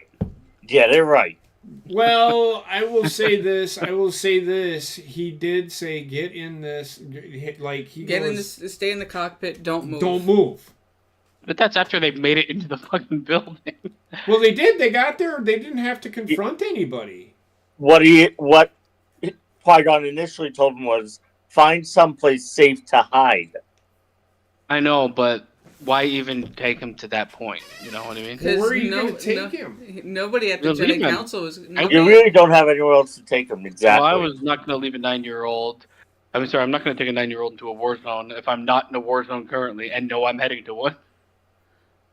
Well, nobody was going to be there to watch him. Whatever. He's fucking a pretty old kid. Nope. Like mentally. At the same time, he's 9, and he also has enough know-how to pilot a ship, apparently, too. So, I can't. There's no argument, I think, for Well, taking so a the 9-year-old into a piloting war the- zone. The piloting the ship thing came from when he was talking with the captain of Amidala's ship on their way back. yeah. So he had Yeah, like, that's training of that there. Yeah. I mean, So- there's justification for everything. Yeah.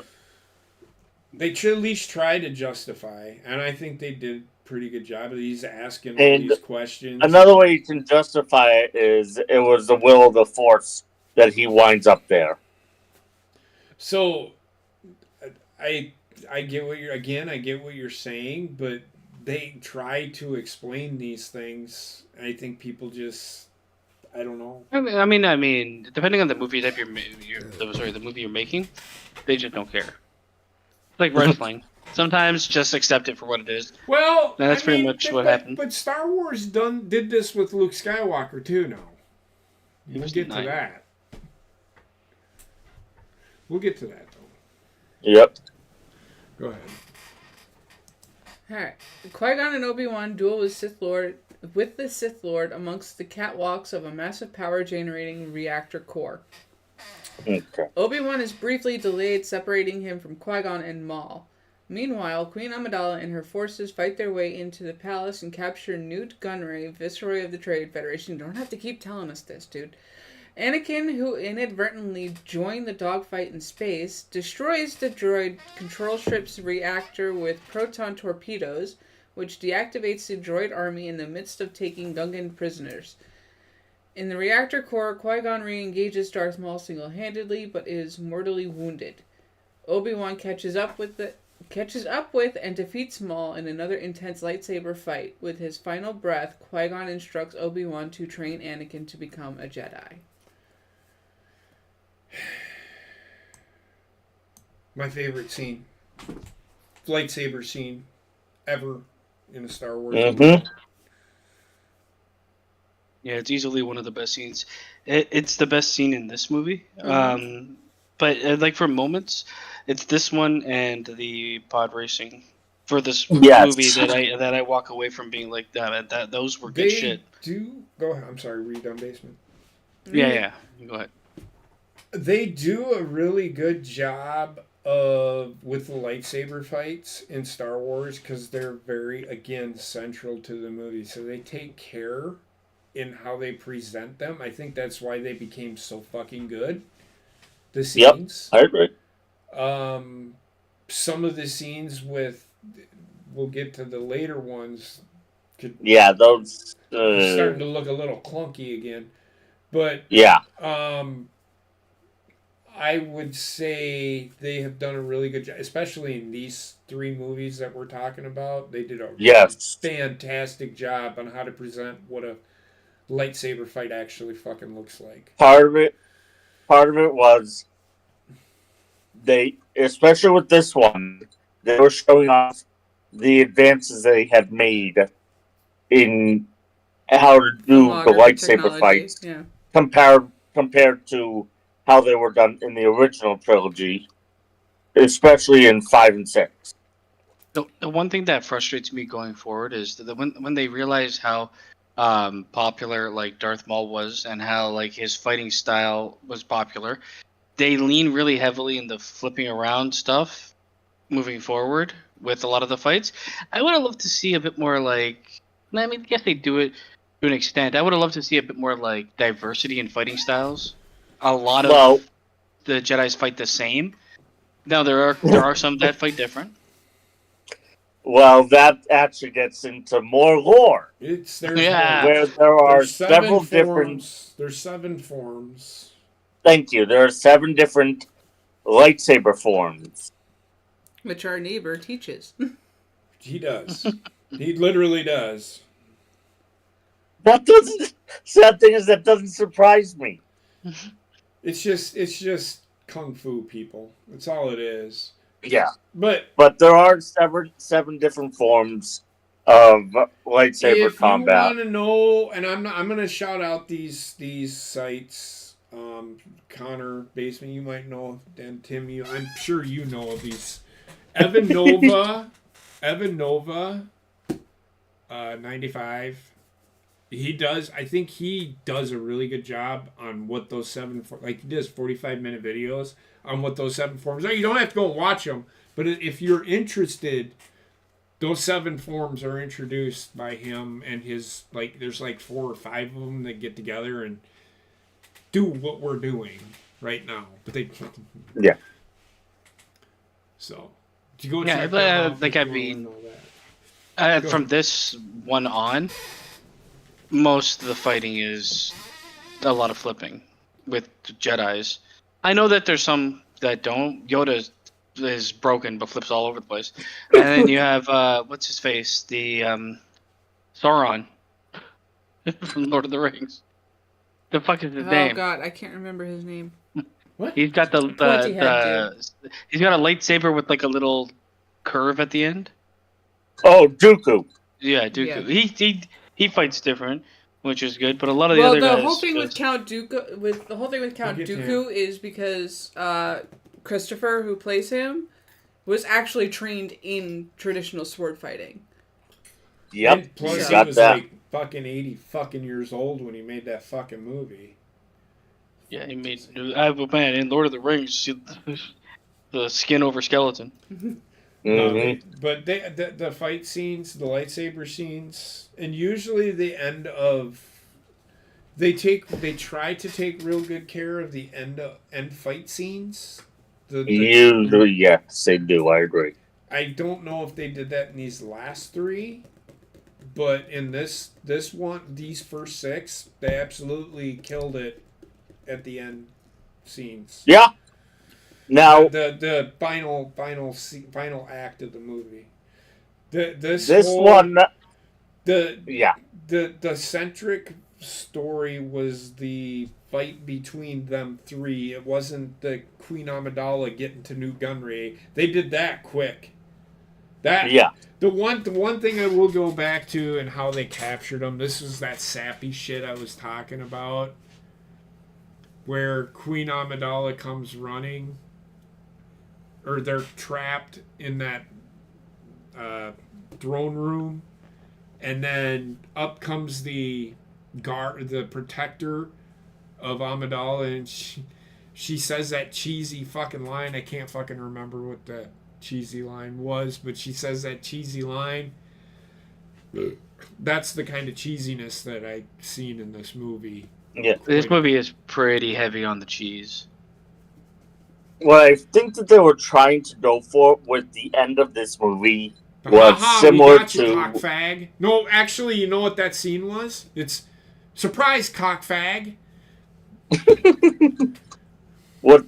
I think they were trying to go for at the end of this movie was similar to the end of Return of the Jedi, where you have the three separate battles going on all at the same time. Yep. End of this movie, you had three separate battles going on at the same time. You had the Duel of Fates, as it's now called. I can't pronounce that word. The what? You had Duel of the Fates. space battle, and you had the capture of the Viceroy. Well, technically there were four because you also had the Yeah, the Gungan army Gungan. taking on the droid army. Yeah, Well, you But, also the had Gunkins was They tried I to honestly- these scenes, but you remember what they said, that was just a diversion. Yeah. I wonder if it would have been better for them to just instead of cutting away from the lightsaber fight, just stick with it. Make it one big long scene. Yeah, instead of cutting away from it, and it could be argued for both, but I just felt like the cutting away is like we went cutting to, away I from can't remember if we were want still us looking at the. I can't remember if we were still looking at the Gungans at this Do you point. know what they were doing with that scene? It was George Lucas. We got two things going on at once. Let's keep cutting back and forth between. Why didn't they just do some sort of split screen? Yeah, or just fucking let one scene go. Keep the lightsaber scene for the end. It's like, well, they're happening at the same time. We have to show them in increments at the same time. No, I you don't. get you. Please God. No, you can show us the lightsaber scene. I'm okay with them cutting away to one other thing maybe, but cutting to multiples, Yeah. there's levels of care that people have, and I know for most the Gungan scene nobody cared for. The Anakin scene, The Gungan scene was almost comic relief because you had Jar Jar falling all over his ass and the I entire think time and somehow surviving. the Jar Jar comic relief had run its course very early in this movie. It Every had. time you saw him, it's like, oh god, no. The good Oh thing god, about it they is let him be a general. Oh, you only see him very briefly in the next movie. yeah, because they know. They do. They do. They realize it's right after the first one. So, yeah. I mean, I don't like the outside of the lightsaber scene being great. The rest is okay. I kind of hate Anakin Skywalker. It's just like lucks into everything. It's the Force guiding him. It's like, okay, whatever. Mm-hmm. Look, He motherfucker, flies out I'm of right the here. after he blows up the AI ship and he's yeepee or whatever the fuck he does. Like, That God. was fucking annoying. Okay. Again, the That was like cheesiness. cheese. the Yeah, kid it will was do big time that. cheese. Go ahead, Heather. I'm sorry. And finally, in closing, we have, in the aftermath, the newly elected Supreme Chancellor Palpatine congratulates Queen Amidala on her victory and promises to watch Anakin's career with a great interest. Meanwhile, the Jedi Council promotes Obi-Wan to the level of Jedi Knight, and Yoda reluctantly accepts Obi-Wan's request to train Anakin as his Padawan. During Qui-Gon's funeral, Mace Windu and Yoda agree that the person who killed Qui-Gon must have been a Sith, but as the Sith are known to have only a master and an apprentice, they are unsure which was killed. A large celebration is held on Naboo to celebrate the world's liberation and the newborn alliance between the Naboo and the Gungans. Another reason why the Jedi is shit too. They don't even fucking help. They're like, we're pretty sure you're going to encounter a Sith over there. We've got rumblings, so we're not gonna help. We're just gonna stay here. You go there by yourself. Watch your master die. Come back and don't talk to me. Again, lore. I do like that they went with always two there are, a Sith and apprentice, a master and an apprentice. I love that because that is the one law, and again, lore. Maybe I'll do something for the lore. But I'm game. Darth Bane is a big creator of that rule of two. There will only be two Sith, a master and an apprentice. And Darth Bane was revealed in Clone Wars, so he is actually a thing. In fact, he is also part of... They're coming out with a movie that precedes all of this, and that is going to fall into that time frame. Yeah. Him, I think. And it's going to be him and possibly Darth Revan, or Revan, whichever one you want to call him, so on and so forth. But this scene just tells you where they're going with this movie. The one shot, and this is where I'm like, yep, that motherfucker is going to fucking... He's the one. Because they kept... At the last scene that you see there, when Samuel L. Jackson says... But which one was it? And then they pan right to Ian McDiarmid at the end and they show his outline. You know that motherfucker is the one that turns Anakin. Yep. Right then and there. Yep. And then you're along for the fucking ride of Darth Sidious. Uh-huh. I was hooked. Because I wanted to know how Darth became who he was. That's what I got. That's what I got from the ending of that movie. What I got from the ending myself was, so once you basically are told Senator Palpatine is the guy. Is the guy who becomes Emperor Palpatine and is Darth Sidious. That puts into perspective everything he's been doing the entire movie. Slowly pushing out the sitting chancellor and getting himself basically elected as chancellor. That shows you just how far ahead he's thinking and he's planning in comparison to the Jedi. Palpatine knows what he's doing. Yes.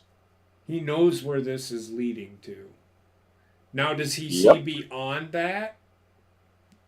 I don't know. We never went into maybe they. No, Trying to they remember never my really boards. did. I They kept tried to. They tried to, but it was fucking bullshit. But anyway, it was, and when we get to it, I'll explain it. Yeah. But yeah, so this tells you where this is going, Mm-hmm. and I liked it. I liked it because as a Star Wars fan, I already knew.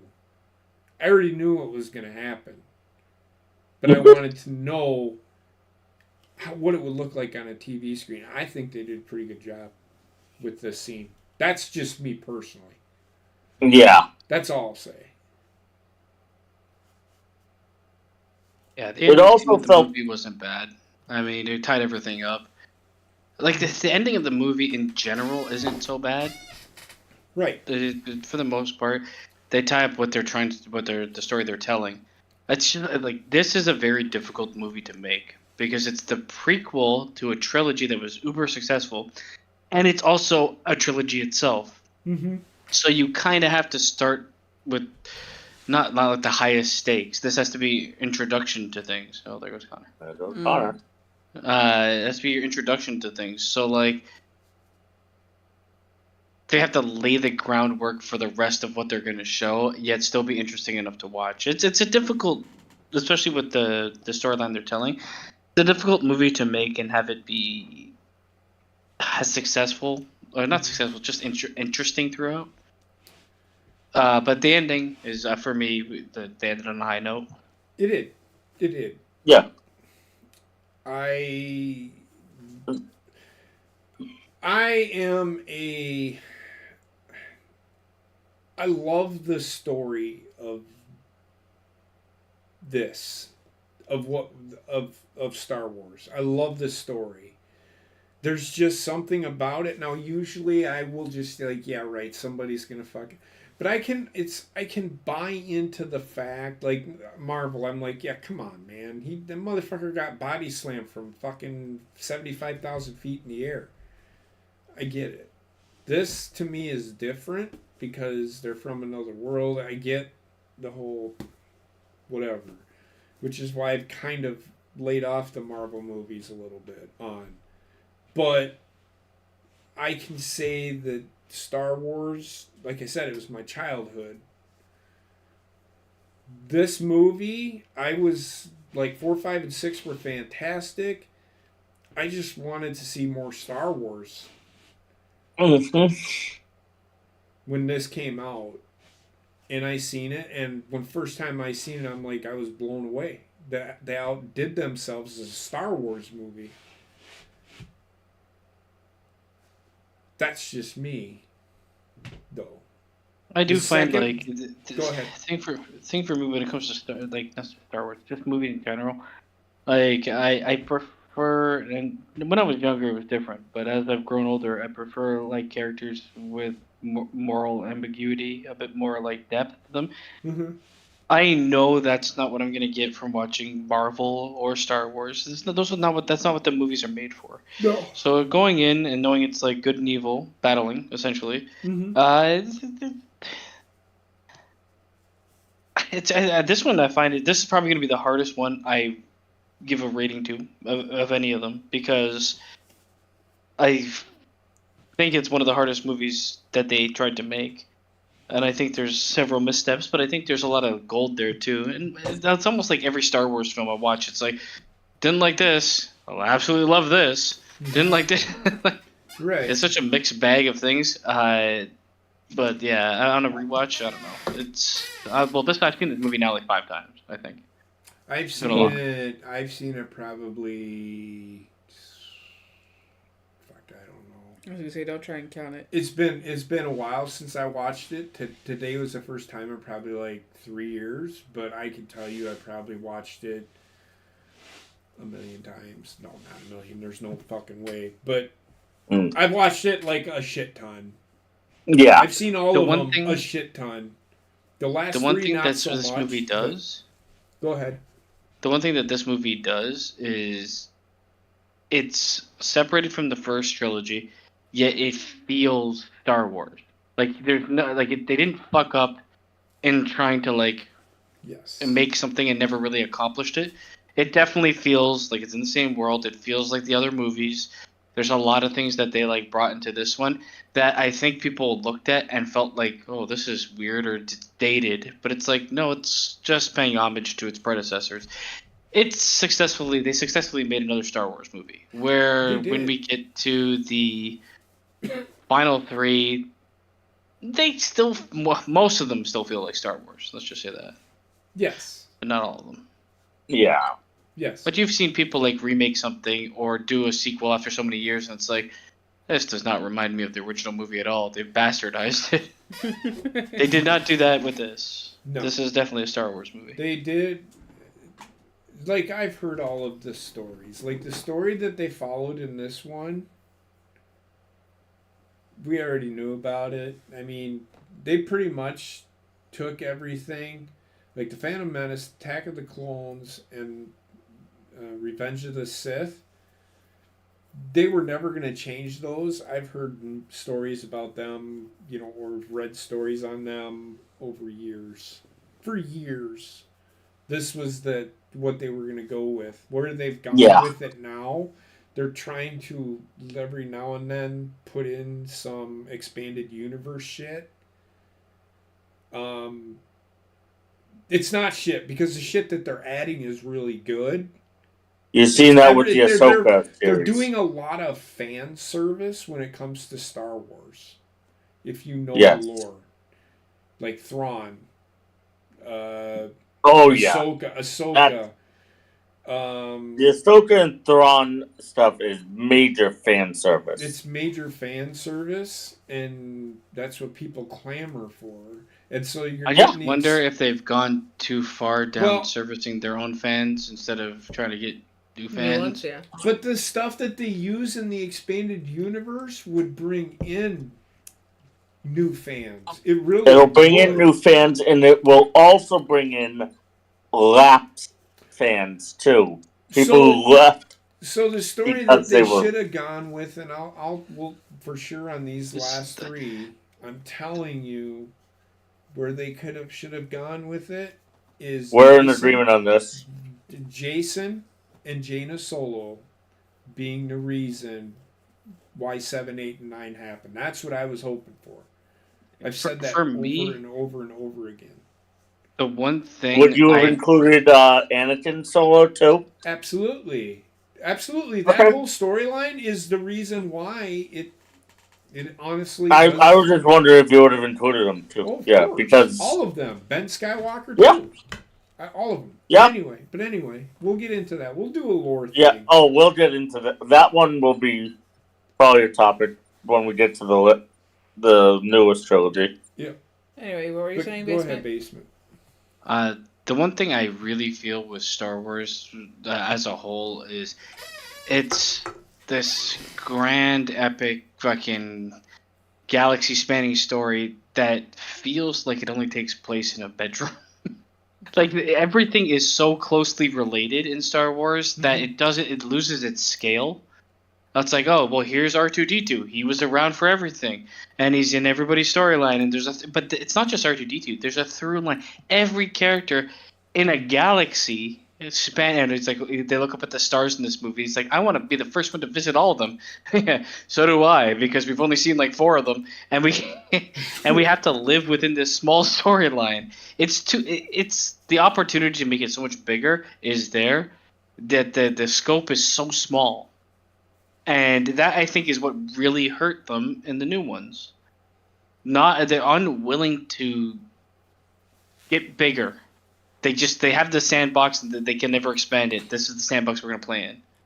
Well, the new ones, they did go bigger because they went to Jakku. And they went places that they've added new worlds. Yeah, they went to it's worlds not just, that were I'm not saying like just traveling, like storyline wise. You got to get bigger scope. You don't like the Skywalker storyline. It's old. I do like the Skywalker storyline, but I also feel like you can only beat a horse so much. Like, that storyline is done. Move on, please, Lord. This is why I would have kept that story going, but I would have told it the way the expanded universe did it. That's all I'm saying. Yeah.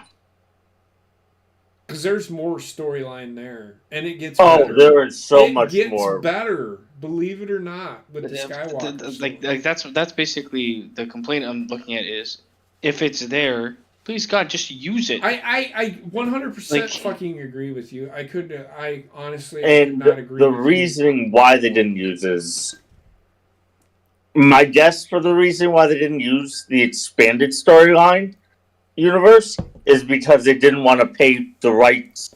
Disney didn't Yeah. want to pay for the rights for it.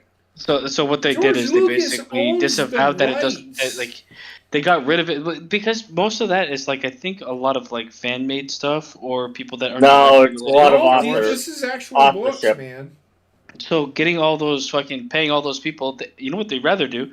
Not pay any of them and just steal from Make their own. individuals for little parts of what they've wrote, but never steal the entire story. Okay. He's being scummy. I don't know. Whatever. As for this movie, Yes. Final thoughts and rating. 85 out of 10. I'm kidding. Go That's ahead. pretty high. Basement. I'm kidding. I don't want to go first. I feel like Tim? as soon as I Tim? go, everybody's gonna be like 10, 9, No. 7, No, 8. No. Where I live No, with this I'm not movie, I'm a Star Wars nerd, and I'm not even that. it's for me. It's somewhere between a 6 and a 6.5. Probably 6.5. I'm right there with you. I cannot disagree with you. Well, the reason it's a 6.5 is because it's Star Wars. If it wasn't Star Wars, it'd be lower than that. But like the big problems with this movie, Jar Jar Binks, and some of the acting scenes, and some of the way the movie just it's shot so blandly. And It's I mean, there's no the cinematography is boring as shit. Let's just say that. Like the movie, the score is amazing. Visually, Yeah. they leaned really heavy on CGI, and some of the environments Well, it gets because of that better. look so empty. Like the Gungan fucking pods under the water. They were all empty. What do they just live in empty space? They don't have any like fucking place to make food or anything. It was just like empty bubbles. No, it's their homes. no, their I know places what he's of saying. work. And, yeah. I get what he's saying. It's just that the world doesn't feel lived in. They have a That's- big battle, Gungans versus cyborg. They're not cyborgs, fucking robots on the Droids. Windows screensaver. with PS2 versions of the fucking tanks. Yeah, because you gotta remember, this shit was made in 1999. Yeah, I know, it was but there's made like 99, so Star Wars, the original, looked more lived in than this movie. This movie, they relied so heavily on green screen, and like No, you're right. You're right. the images that they used were like photos of like a fantasy book, but not what a city would actually look like. Like you got a lot of people living there. There's gonna be some felt, some something. Like do something with it. This is where the Mandalorian really shined in the first season. Mandalorian and Obi-Wan, I believe.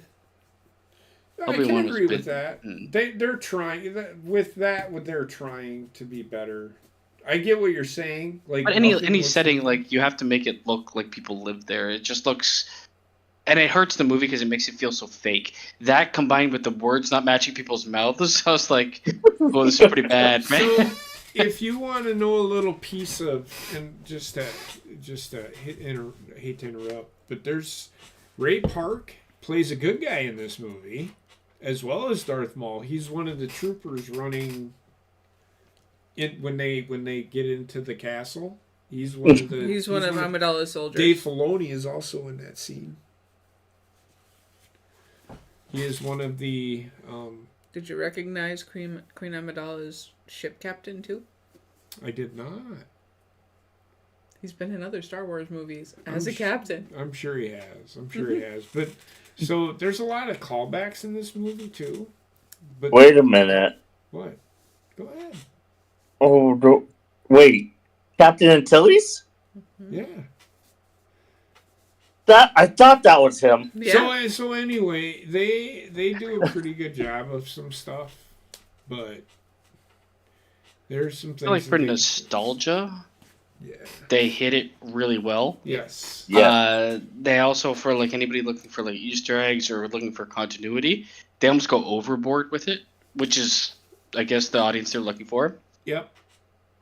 But I didn't love the storyline of this movie. I love parts of the storyline, but all the parts of the storyline I liked were the parts that were related to what I already know happens. Everything else was like, yeah. No, I can understand what you're saying. I don't disagree with it. I will give this, and I will give it a 7, but I won't go any higher than that. So 6.5, 7 is where I'm at with this movie, only because what Basement says is honestly true. The CGI is too CGI'd. The acting is a plus for me as far as who they got. Liam I feel like the Neeson. people that are Liam good are Neeson good. did a The fantastic rest is job. not good. Ewan McGregor, fucking.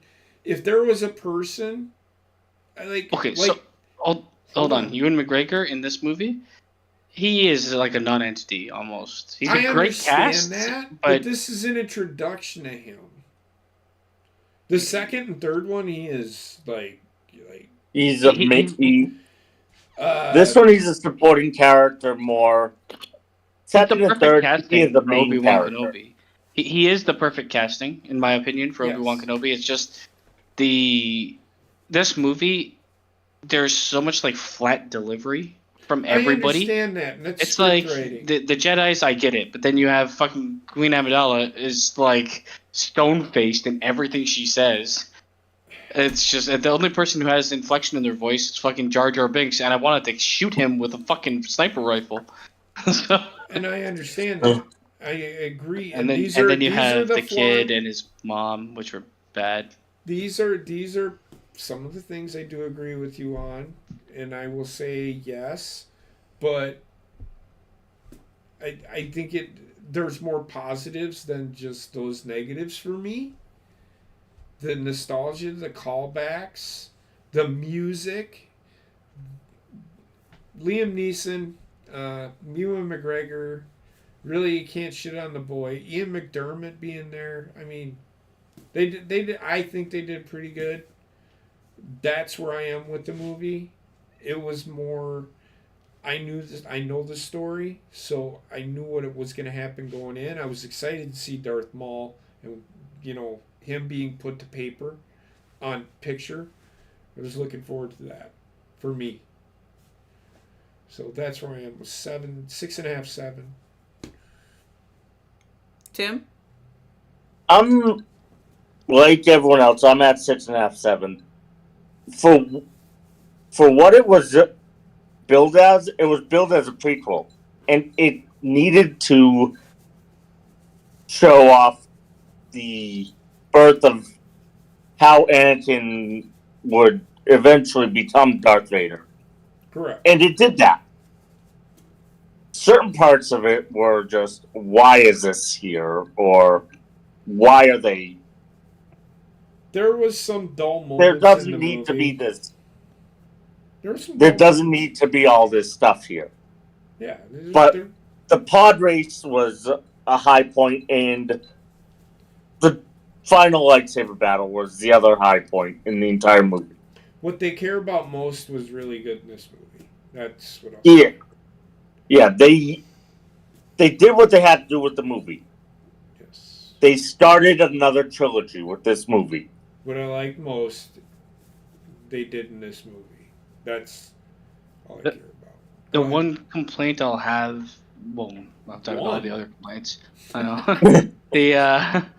The beginning of this movie, like, I was just looking, like, if you compare this movie to its predecessor, the, like, episode 4 or 3, whatever it is, that movie is so much better made than this movie. That's the comparison, because that was the start of the trilogy, and this is the start of this trilogy. Yes. I would say the one is far superior to the other. But it's weird because I could see people, and this is mostly nostalgia based, I think. I could see people giving this fucking an 8 out of 10.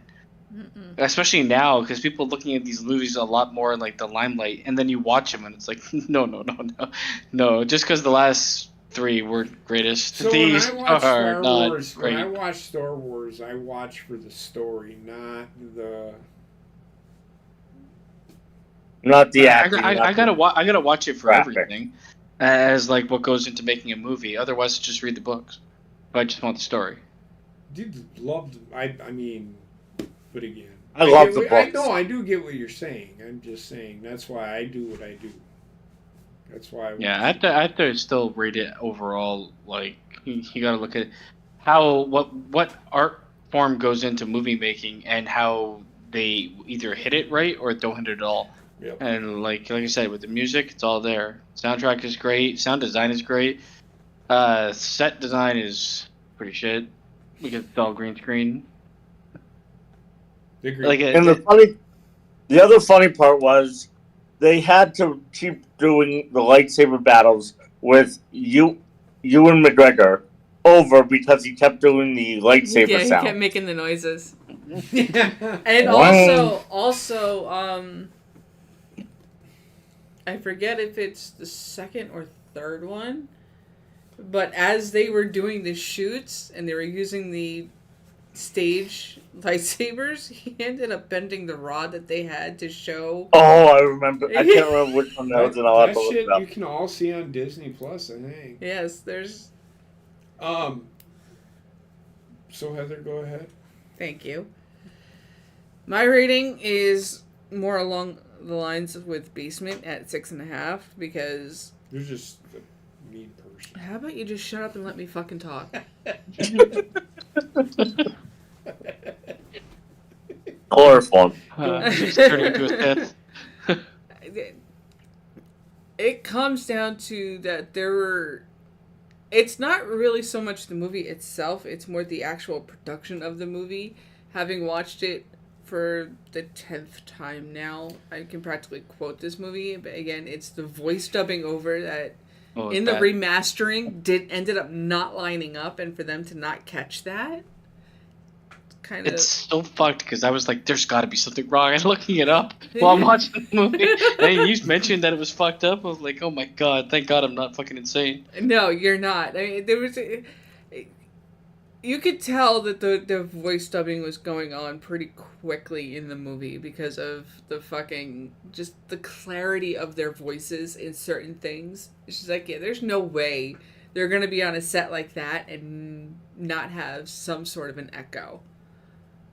But I feel like it was like retroactive. Like they shot the movie and they're like, "Oh my god, we got to voice dub this," because if you knew you were gonna get voice dubbed, you'd probably be pretty phonetic. Like you'd speak clearly so people could see your mouth, and then you'd be able to copy it. Because half the time you look at fucking any of the people in this movie, and they're just like mouth is hardly moving, like they're talking normal, and the words do not make sense. It's not that bad, but it's glaring at times. And for such a like a protected property, to allow that to happen, yeah, bad. Yeah, because it's not like the Marvel Studios where they just rush this shit out. They take their time with getting things done and done the right way. Well, sometimes it doesn't work out that way. I have to go back and watch because I don't notice that shit. I really don't. I don't notice it either. No, it's not that noticeable. It was like at times I was like, "Is it happening?" Is it? Yeah, and then all of a sudden the fucking victory lap of Anakin going. Okay. Nothing, and then all of a sudden there's the So I do know what he's you're not even on talking screen about, anymore. I Where did they make mention when I did. Now I know what you're talking about. Him doing that shit. Now I know what you're talking about. Yes, I can see that shit kind of needed to be fixed. So yeah, that's fucked up. That's something that they need to fix. And plus, just before that scene where they're fucking in the ventilation system and they jump down, it's literally just a brown and white blur. That was. I was like looking at this claymation. Yeah. Oh, so some of the cutaway and they come back and they're just falling from the ceiling. It's like so many. It's shot in the beginning where like they cut away and they come back and I think it's fucking Ewan McGregor falling from the ceiling. Like what? He just walked out of a door. Where is he coming from? And then I was like, okay, he did some sort of fucking like backflip so he could slowly stab a fucking drone. Right? But those glaring issues in the movie itself just kind of dropped it down for me. And then, of course, the plot holes that were there that nobody really has an answer for. Like what plot holes? Anakin being brought Yeah, into it the doesn't war really make sense. zone, fucking... Okay, those kind of things. Yes. I mean, they can explain it, but nobody's going to buy it. Well, you aren't going to buy it. But The movie made a very conscious decision to be like, we're not going to get too in depth on anything. Yeah. So, in so this don't look movie, into they it. don't. In this movie, they don't for sure. No. But for those reasons, I'm at a 6.5, and Connor had to jump off because his youngling is dealing with a very bad cold, so she woke up. But we will get his final thoughts and rating next week before we jump into Attack of the Clones. I My got a question favorite. for you guys for this movie. Do you think Go it ahead. successfully brought in fans to Star Wars? Yes. It did. Yeah. Because I do. if you remember, during this time when they started coming out with this trilogy... But do you think do you- that's do- like based on the fan base that watched Star Wars originally having kids? Do you want to know why? Because everyone, when this movie came out, everybody wanted to be Darth Maul for Halloween next year. Yeah. Well, my question too is Every not. fucking because- buddy. What do you think the driving force for watching this? Like, was it parents really liked the original, taking their kids? No, because there were even brand new adults coming into this with this movie. There was my. Do you think the movie as a whole succeeded in like making Star Wars? Is it, I guess, My making Star brother Wars and now? I grew up in this. My oldest Paige, my oldest niece, her dad, and I were introduced to this, and we were both blown away as kids. He has nothing to do with it now. Like, he don't care. He watched the first I three. feel like never that's a lot even of people. bothered. So, A lot of people that just drop Paige, off. My niece, she went to the episode 7 and fell in love. She goes, I need to watch the other movies. I'm like, okay, here you go. So it did. I could actually see Episode 7 doing it more than this movie, to be honest. I think, but I can ask Paige that question, and I can honestly. Well, I'll ask her I that. can honestly tell you, yes, she got into this because of you. Yeah, but once she got in there, she. Yeah, but liked if you never showed her Right, episode that's- 7, If you she never would've showed her- watched any of the But others. that's my point. I would say if somebody didn't watch any of the Star Wars, and was younger, and picked up this movie, I don't know. I'm leaning Back on, in 1999, it did because did. it created a Oh, whole it new did that in resurgence. 99. I'm leaning towards like a 50-50 of people that didn't have any idea of what Star Wars was, watched this movie, Yes, but and you're also either thinking liked it or left it. You're also thinking in terms of audiences today. Back in 1999, this shit was astronomically brand new techniques and all of that. So, I don't know, man. Jurassic Park came out in '94. that was and more look, practical That than was more CGI, though. practical than CGI. Yeah, but the CGI is pretty much on par with what this movie is. But I part of it also was we had all been trained, like prior to this one, I keep going back to the Darth Maul. We have all been basically trained that lightsabers are single blade. Darth Maul pulls out the double bladed lightsaber, and we're like, holy shit. Yeah. so they It's true, but there's a lot of movie to get through to get to that point. agreed. I mean, Again, back in I just don't know. But that's If one you of those compared all the things- but trilogies, that's, is this again, the and that's- weakest first movie? I agree I with think you, I but- think it is. But again, I will say that being said, they didn't want to reveal everything all at once early in the movie. No, I get that. It's just double like this, the double lightsaber being revealed. That was the This- story. As a kid, I'm like, where are the double lightsabers at? And I was like 10 at the time. I was 27 when this movie came out. And I'm going to say right now, the biggest competition this movie probably had, looking at what was released this and the same time, American Pie. The Matrix. Oh yeah. And That's it didn't do probably- as well With as... here's 1999. The only other movies that were released were The Mummy, Sleepy Hollow with Christina Ricci and Johnny Depp, Mystery Men, Beyond the Mat, The World Is Not Enough, Bicentennial Man, Deep Blue Sea, The Matrix, Austin Powers and The Spy Who Shagged Me.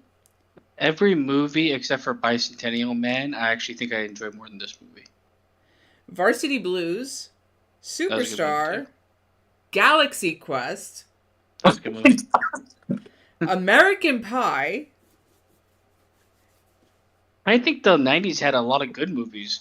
For the Love of the And then Game, The Blair Witch Project, Fight Club, Arnold Schwarzenegger's End We of don't Days. talk about Fight Club. I feel like the 90s had a lot of good movies, which is why I think this might have been judged harsher at the time. Big Daddy. Big And I Daddy, The think Green people Mile. look at it a little bit better nowadays. But when you compare the three trilogies, this is the weakest first entrance. In my mind. I don't disagree with you. I honestly don't disagree with you. But again, I gave it a 6.5, maybe a 6, but it's not a terrible movie. No. The parts of it are terrible, but Yes. it has the Star Wars branding, and it succeeds in selling that branding. So I mean, not to mention the fact that during 1999, and I'm just saying just the year of 1999, the only other sci-fi movies that Star Wars had to contend with were The Matrix and Universal Soldier and Galaxy Quest. Galaxy Quest was fun. Matrix was a juggernaut. It wasn't But- as big a juggernaut as Star Wars, though. No, but I think overall it is. The brand it created is bigger than a prequel to a brand already existing, in my mind. Matrix spawned its own fucking That thing. it did. It did. And a bunch of video games and a bunch of fucking references. I don't know. It's man, it was and it's a better movie than this Yeah, Matrix. no, but, and I will agree that this is... Well, like I one- said, sorry. This is one of the weakest entrance trilogy movies. Yes. this is one of the weakest I think this Star might Wars be- trilogy of the three trilogies. Yeah, I agree with that. I think we all agree with this being the worst of the starts for the trilogies. The starts, but it's not the worst movie. I'll tell you that. Right? No, No. it's not the worst movie. For sure. There's things to come. Yep. But it was enjoyable enough. I was able to get through it for the. If I've seen the movie 5 times, it can't be terrible. Correct. Or I'm just sadomasochist. Yeah, but I mean, that's why I said also that its biggest competition at that time was The Matrix. I mean, this movie still pulled in $924.3 million worldwide in 1999.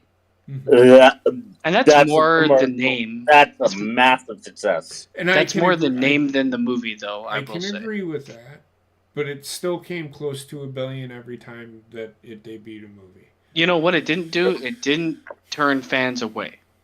So that's a win. That it did. It might have brought in a few. The fans and brought in more. I will say there were some fans out there that did not like it, but I think it was universally somewhat disliked when it came out. it did. I remember, like, I remember being kind of like all three lukewarm on movies, all three prequel movies were absolutely episode shit on for it. episode 3 was not. Yeah. Episode 3 was acclaimed, critically acclaimed. I think this movie, I was like, when I first watched it, I was like, yeah. It didn't really do too much for me. the second On a one was- later later on, I'm We'll like, get this into is better than I thought. I went like through a fucking motion of being like 5 out of 10, 7 out of 10, and now I'm probably at 6. I mean, Mhm. I think 6 or 6.5 is the right number for this movie, though. No, Right, and this one actually at box office earnings blew The Matrix out of the water. It did. But that's neither here nor there. My point is that Star Wars still has some oomph behind it. It will always have oomph behind it. They need a course correction on the major level, like movie level. Working on. That's what they need, because it's the whole problem is they need to boot out Kathleen Kennedy, and just let Dave Filoni and Jon Favreau take over. No, not even Jon Favreau, just Dave Filoni. I don't give a fuck about Jon Favreau. Anyway, because Jon Favreau will do whatever fucking Dave Filoni says. If he doesn't, pretty much, yeah. Well, without Favreau, we wouldn't have The Mandalorian.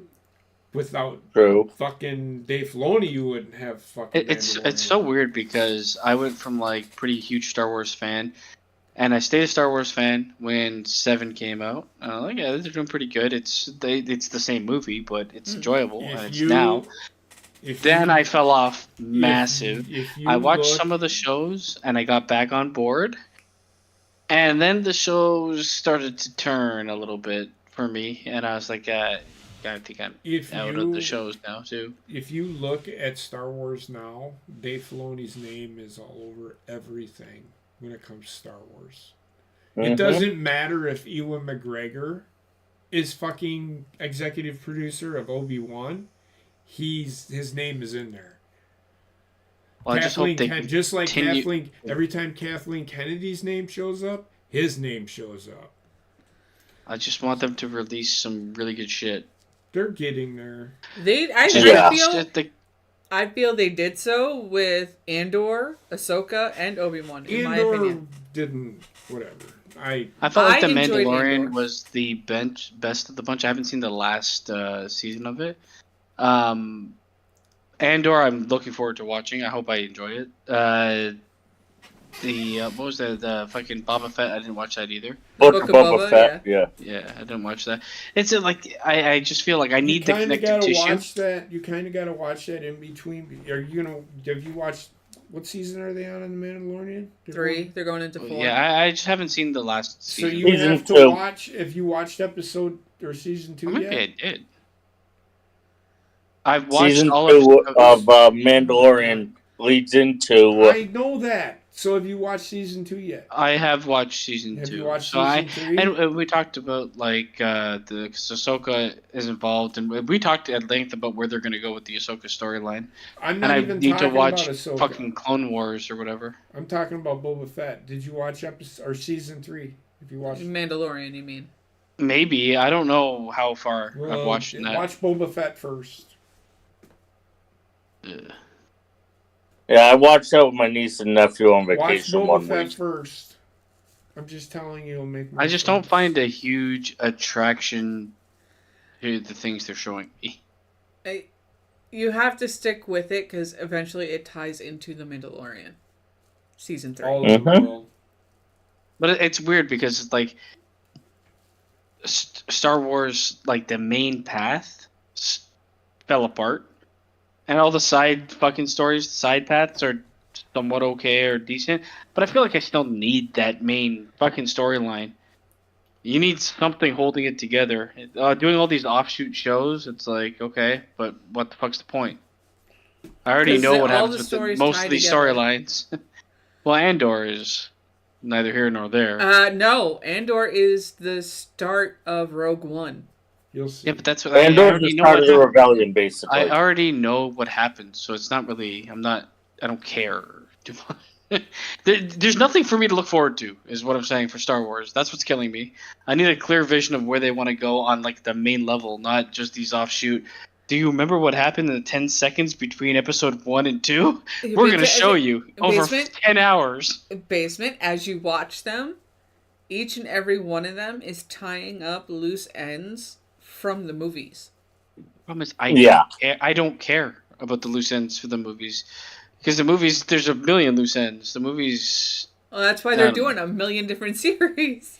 I'm here for it, though. But I'm here to see where it goes. I think I know a lot of Star Wars, and I've played a lot of Star Wars games. I've watched all the movies. I've watched most of everything. I still want to. But I don't know if I consider myself like a super fan of Star Wars. I'm a fan, but And you don't have to see yourself as a super fan. No, Yeah, it's just like I am. I've I am a I've super fan. kinda turned I always away have from it. been. in the last 5 to 10 years because it's disappointed me. Right. I Just hear like, you. yeah, I'm not invested enough to spend fucking 10 hours watching something that I have no desire in. Okay. But that's why we're gonna do it for the round table. Yep. But this is spacing it out over just once a week. Yeah, So and I mean, it makes it more digestible. I'm also hoping that like us continuing the story for Star Wars is kind of like it'll bring me back to the way I used to think of the franchise. Right. Mm-hmm. All 11 movies of them. All to 1 trillion different things we could watch. Yeah, well, Well, there's 11 movies and then a lot of shows. Yes. Yeah. But I have to pee, so we're going to end it here. Tomorrow, we will be back with No Bucks Given. So please come check us out. And you're never going to know what we're going to do unless you subscribe and hit that notification bell. So do so now. So yeah. We'll see what the next week brings for us through the whole week. I mean, as far as Wednesday and Thursday go, and then HGGM mode on Friday, and then we'll be back here again next week with Attack of the Clones. Have a good night, folks, and we'll see you soon. May the force be with you.